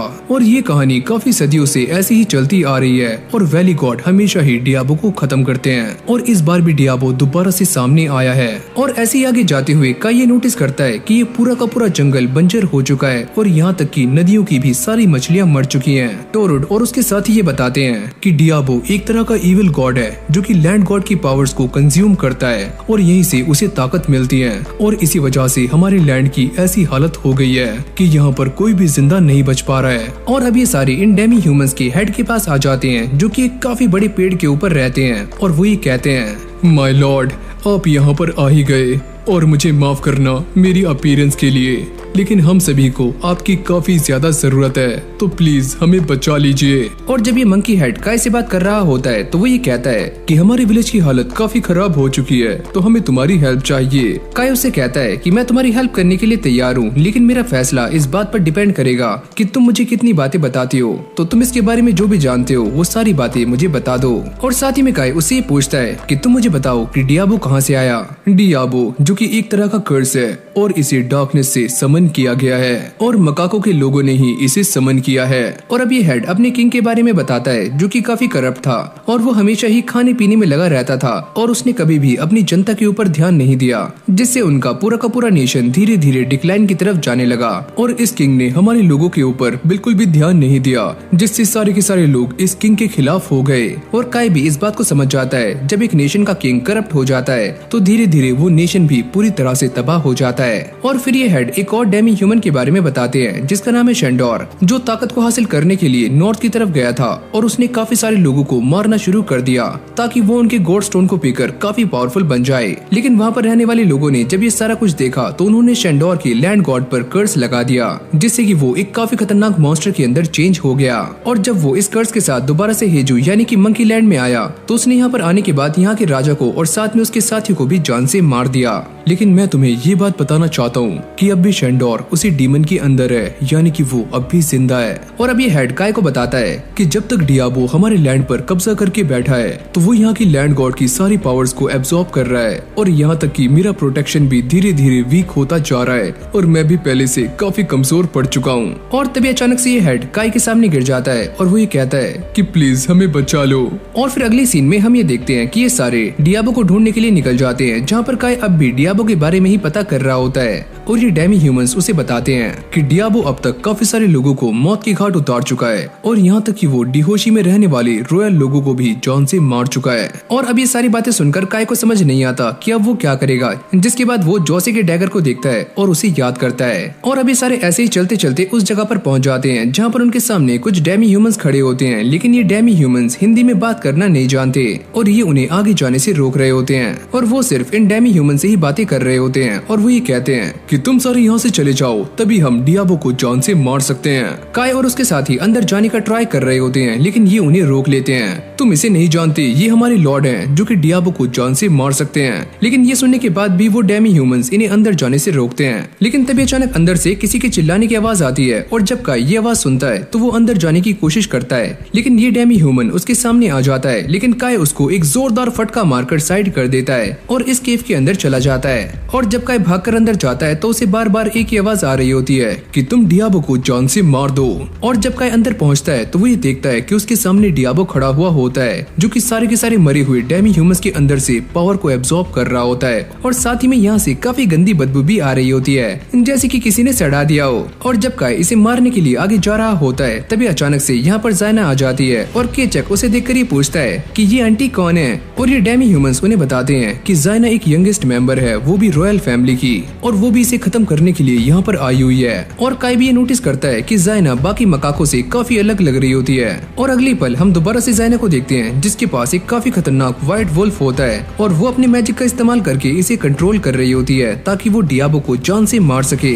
और ये सारे लोग इस बात को देखकर काफी हैरान हो जाते हैं कि जायना काफी ज्यादा पावरफुल है, और वो इस वॉल्फ को ऑर्डर देती है कि वो डियाबो को जान से मार दे। और अब ये आगे जाने के बाद डियाबो के ऊपर अपने फायर मैजिक से अटैक करता है और डियाबो को पूरी तरह से भून देता है। और चेचक भी ये सारा कुछ देखकर काफी एक्साइटेड हो जाता है, अरे वाह काफी मजा आ रहा है। लेकिन डियाबो के ऊपर अटैक करने के बाद ये वॉल्फ अपना कंट्रोल खो देता है, और तभी यहाँ पर कुछ डेमी ह्यूमंस आ जाते हैं जो कि इसे कुछ हर्ब्स खिलाते हैं, जिससे ये दोबारा से कंट्रोल में आ जाता है। और ये सारा कुछ काय और पोरक भी देख रहे होते हैं। पोरक कहता है इस अटैक को करने के बाद इस वॉल्फ ने अपना कंट्रोल खो दिया था और इसलिए उसे ये हर्ब्स खिलाए गए, लेकिन अगर ये हर्ब्स उसे बार बार खिलाए गए तो ये उसके लिए पॉइजनस भी हो सकते हैं और उसकी जान भी जा सकती है। और अब ये वॉल्फ दोबारा से डियाबो के ऊपर अटैक करता है, लेकिन इस बार उसका ब्लड इस वॉल्फ के ऊपर लग जाता है, जिससे वो काफी ज्यादा इंजर्ड हो जाता है। यानी कि ये ब्लड भी एक तरह का पॉइजन फैला रहा है, जो कि धीरे धीरे करके इस वॉल्फ की बॉडी के अंदर फैलना शुरू हो जाता है। और यहाँ पर खड़े हुए सारे के सारे डेमी ह्यूमंस अपने आप को बचा रहे होते हैं ताकि ये ब्लड उनके ऊपर ना गिर जाए, वरना वो सारे भी मर सकते हैं। और अगली पल हम ये देखते हैं कि काय इस डियाबो से लड़ने के लिए आगे चला जाता है और वो इससे फाइट कर रहा होता है, और साथ ही में वो ये रिवील करता है कि मैं एक आर्बिट्रेशन गॉड हूँ और मैं तुम सबको बचाने के लिए ही यहाँ पर आया हूँ और मैं तुम सभी को बचा लूंगा।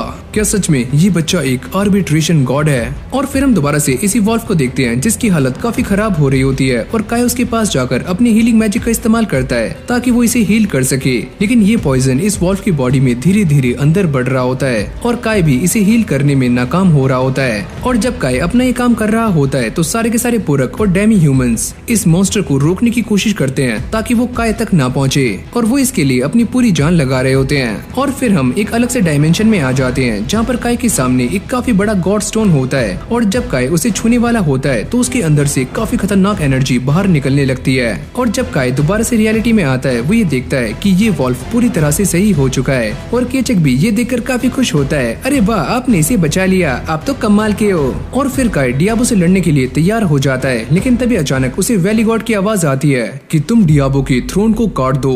लेकिन काय को ये बात समझ नहीं आती कि वैली गॉड कौन से थ्रोन की बात कर रहे हैं। कहीं ये इसके गॉड स्टोन की बात तो नहीं कर रहे हैं और शायद से मुझे इसकी गॉड स्टोन को खत्म करना होगा। और फिर हमारी कहानी पास्ट में आ जाती है जहाँ पर ये दोनों ही डेमी ह्यूमंस एक किंग के सामने फाइट कर रहे होते हैं और एक का नाम है सैंडोर और दूसरी है जायना। लेकिन इस फाइट के अंदर जायना हार जाती है और सैंडोर जाते हुए ये कहता है कि मैं नॉर्थ की तरफ जाना चाहता हूँ ताकि मैं वहाँ पर जाकर और भी ज्यादा पावरफुल बन सकूँ। और अब इसी दिन के बाद से सैंडोर भी अपना एक अलग रास्ता चूज कर लेता है जहाँ पर वो लैंड को एक्वायर करेगा और साथ में सभी लोगों को मारकर उनकी पावर को एब्सॉर्ब करेगा।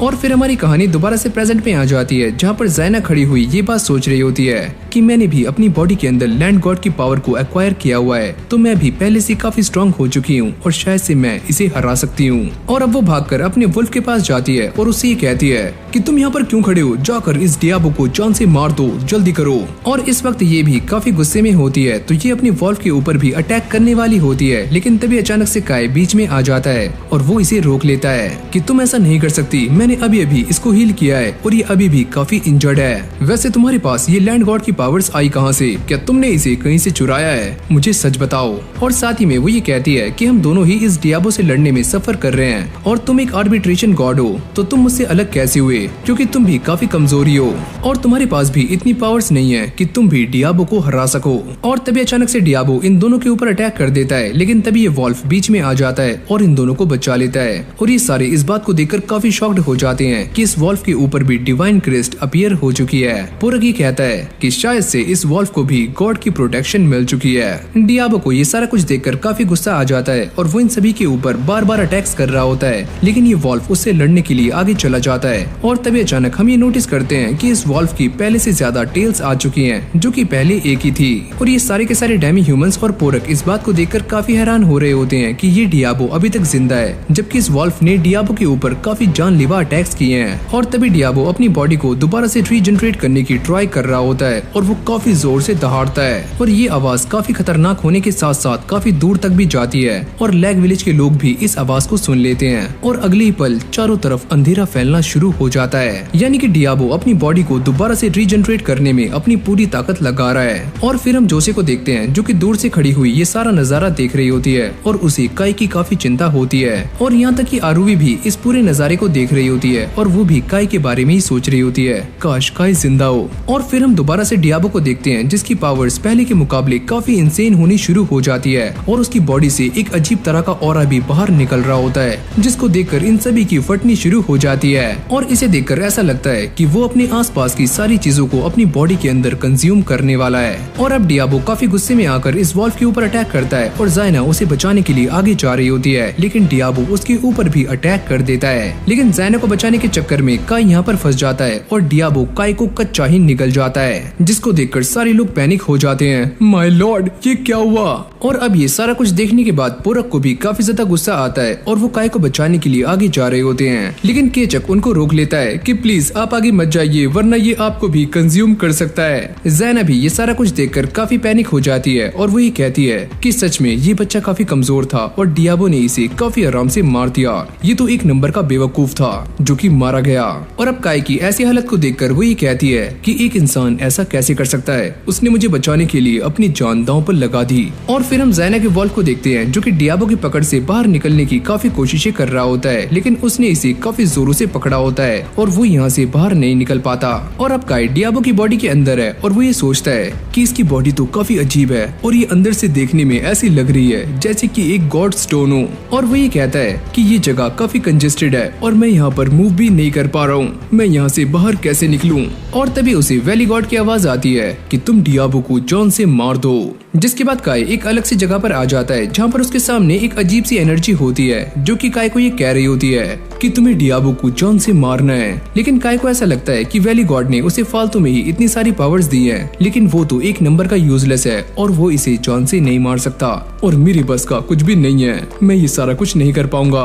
सुनो काय, ये पूरा का पूरा वर्ल्ड मेल्ट होना शुरू हो चुका है, अगर तुमने सही टाइम रहते डियाबो को जॉन से नहीं मारा तो फिर काफी देर हो जाएगी और कुछ भी सही नहीं हो पाएगा। और अब वैजिन भी ये सारा कुछ देखकर काफी परेशान हो जाते हैं और वो ये कहते हैं कि जल्दी से सारे सिपाहियों को इकट्ठा करो और हम भी लड़ने के लिए तैयार होने वाले हैं। और अगले पल हम ये देखते हैं कि काय की पूरी बॉडी पर एक प्रोटेक्टिव शेल आना शुरू हो जाता है और ये दिखने में एक आर्मर की तरह लग रहा होता है। ये सारे इस बात को देखकर काफी परेशान हो रहे होते हैं कि डियाबो काफी अजीब सी हरकतें कर रहा है, लेकिन अगली पल हम ये देखते हैं कि काय इसकी बॉडी को फाड़कर अचानक से बाहर निकल जाता है और वो दिखने में पहले से अलग लग रहा होता है, यानी कि उसकी पूरी की पूरी बॉडी के ऊपर आर्मर आ चुका है। लेकिन जब काय अपने सामने डियाबो को जिंदा देखता है तो वो उसके ऊपर काफी गुस्सा हो जाता है और वो ये कहता है कि यहाँ पर रुके हुए सारे लोगों को बचाने के लिए और साथ में वैली को प्रोटेक्ट करने के लिए मैं तुम्हें जान से मार दूंगा।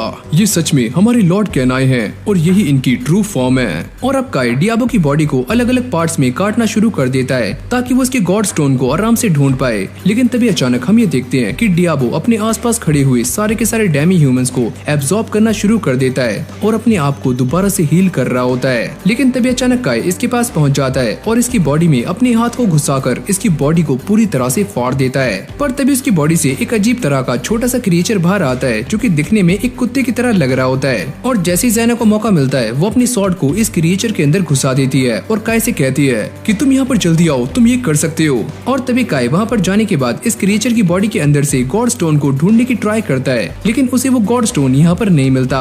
लेकिन देखते ही देखते ये क्रिएचर दोबारा से काफी खतरनाक हो रहा होता है, जिसके बाद यहाँ पर एक काफी तेज तूफान चलना शुरू हो जाता है और इन सभी को ऐसा लगता है कि ये सारे मरने वाले हैं। लेकिन अगली पल हम ये देखते हैं कि काय इस मॉन्स्टर की बॉडी में से उस गॉड स्टोन को बाहर निकालकर उसके 2 टुकड़े कर देता है। और फिर हम बाहर का सीन देखते हैं जहाँ पर पूरा का पूरा वातावरण एकदम शांत हो चुका होता है और इन सभी को ये बात समझ नहीं आती कि आखिरकार अभी क्या हुआ। लेकिन देखने से ऐसा लगता है कि पूरा माहौल शांत हो चुका है। ज़ैना और काय आसमान में एक काफी अजीब चीज को देखते हैं। ज़ैना ये कहती है कि ये चीज क्या है। काय बताता है कि ये एक अलग दुनिया है जिसके बारे में हम अभी तक नहीं जानते। और इस तरफ सैंडोर की बॉडी भी दोबारा से नॉर्मल हो जाती है और वो ये कहता है कि डियाबो कहाँ पर है। ज़ैना उससे कहती है कि डियाबो मारा जा चुका है, लेकिन तुम्हारे क्राइम भी कुछ कम नहीं थे और तुम्हें इसकी सजा मिलकर रहेगी। और अब ये सारे उसे लेकर यहाँ से बाहर निकल जाते हैं। और अब अगली सीन में हम काय को देखते हैं जो कि बिस्तर के ऊपर लेटा हुआ होता है, यानी कि उसकी तबीयत थोड़ी सी खराब होती है। और फिर हमें बाहर का सीन दिखाया जाता है जहाँ पर सारे के सारे डेमी ह्यूमंस और थोड़े से ह्यूमंस भी पार्टी कर रहे होते हैं, जिनकी खुशी को देखकर ये बात तो साफ हो जाती है कि डियाबो मर चुका है। लॉर्ड कैनाई, फाइनली हमने कर दिखाया।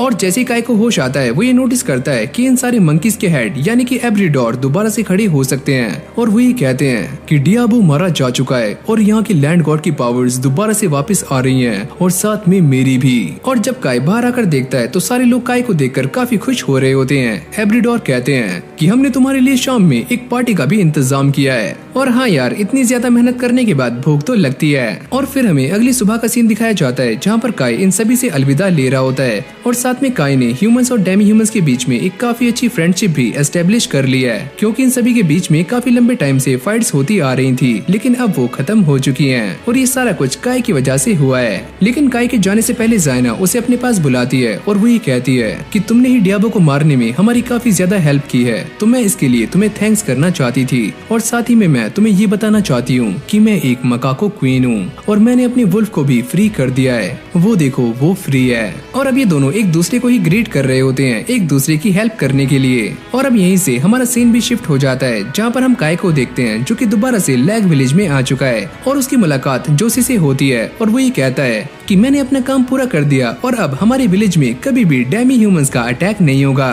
क्या सच में तुमने ये कर दिखाया? अरे हाँ, मैंने कर दिया।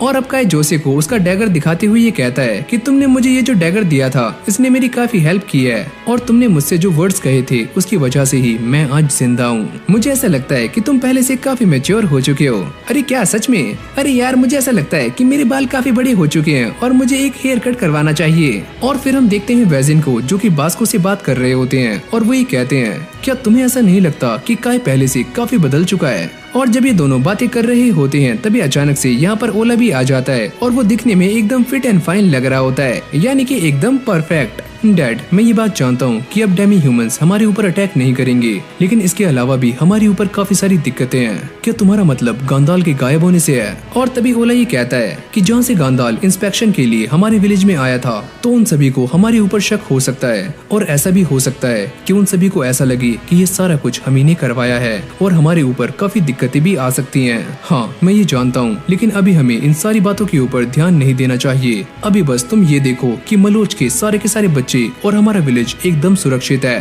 लेकिन काई के दोस्त अब भी उसे छेड़ रहे होते हैं। हाँ भाई, क्या हाल है तेरे? तो दोबारा से जिंदा वापस आ गया, कमाल है यार। और फिर हमें आरोवी को दिखाया जाता है जो कि अब भी एल्सा की देखभाल कर रही होती है और वो ये बताती है कि एल्सा की हालत में पहले से काफी सुधार देखा गया है। और तभी काई भी यहाँ पर आ जाता है और वो एल्सा से बात करने की कोशिश करता है, लेकिन वो बैठे बैठे ही सो जाता है। और जब उसकी आंखें खुलती हैं तो आरोवी उसे बताती है कि तुम्हारे यहाँ से जाने के बाद तुम यहाँ की नई गॉड बन चुके हो और ये सारे लोग तुम्हें गॉड मानते हैं। और साथ ही में वो ये भी कहती है कि इंसान और गॉड्स काफी लंबे टाइम से एक साथ रहते हुए आ रहे हैं, जहाँ पर इंसानों का काम है गॉड्स की पूजा करना और लैंड गॉड्स का काम है इंसानों को बचाना, और तुम भी एक वैली गॉड बन चुके हो। और जब काई यहाँ से बाहर आता है तो वो ये नोटिस करता है कि कुछ लोग उससे मिलने के लिए आए हुए हैं। और सामने ही काई एक लड़की को भी देखता है जो कि काई से कहती है कि मैं यहाँ पर तुमसे ही मिलने के लिए आई हूँ और मैं तुम्हारे लिए कुछ भी कर सकती हूँ, प्लीज मुझसे शादी कर लो। और तभी काई को वैली गॉड की आवाज आती है कि तुम सारे के सारे वर्शिप करने वाले लोगों को इकट्ठा करो। और तभी पोरक कहता है कि ये वाली प्रजातियां रहने में काफी शांत हैं, तो तुम इन्हें आराम से अपने साथ रख सकते हो। और भाई इस लड़की ने काई की काफी ज्यादा चापड़ूसी की होती है, तो काई भी इन सभी को रखने के लिए मान जाता है। तो इसी के साथ हमारी इस एनिमे का सीजन 1 यहीं पर एंड हो जाता है। अगर आपको ये वाली वीडियो अच्छी लगी हो तो वीडियो को लाइक करके चैनल को सब्सक्राइब करना मत भूलना। और अगर आपको ऐसे ही एनिमे वीडियोस देखना पसंद है तो आप जाकर हमारे चैनल को भी चेकआउट कर सकते हो, जहाँ पर आपको ऐसे ही कमाल कमाल की वीडियोस देखने को मिल जाएंगी। तो वीडियो को लाइक करके चैनल को सब्सक्राइब करना मत भूलना। बाकी मैं मिलता हूँ आपसे एक और न्यू फ्रेश वीडियो के साथ, तब तक के लिए take care and keep watching anisole.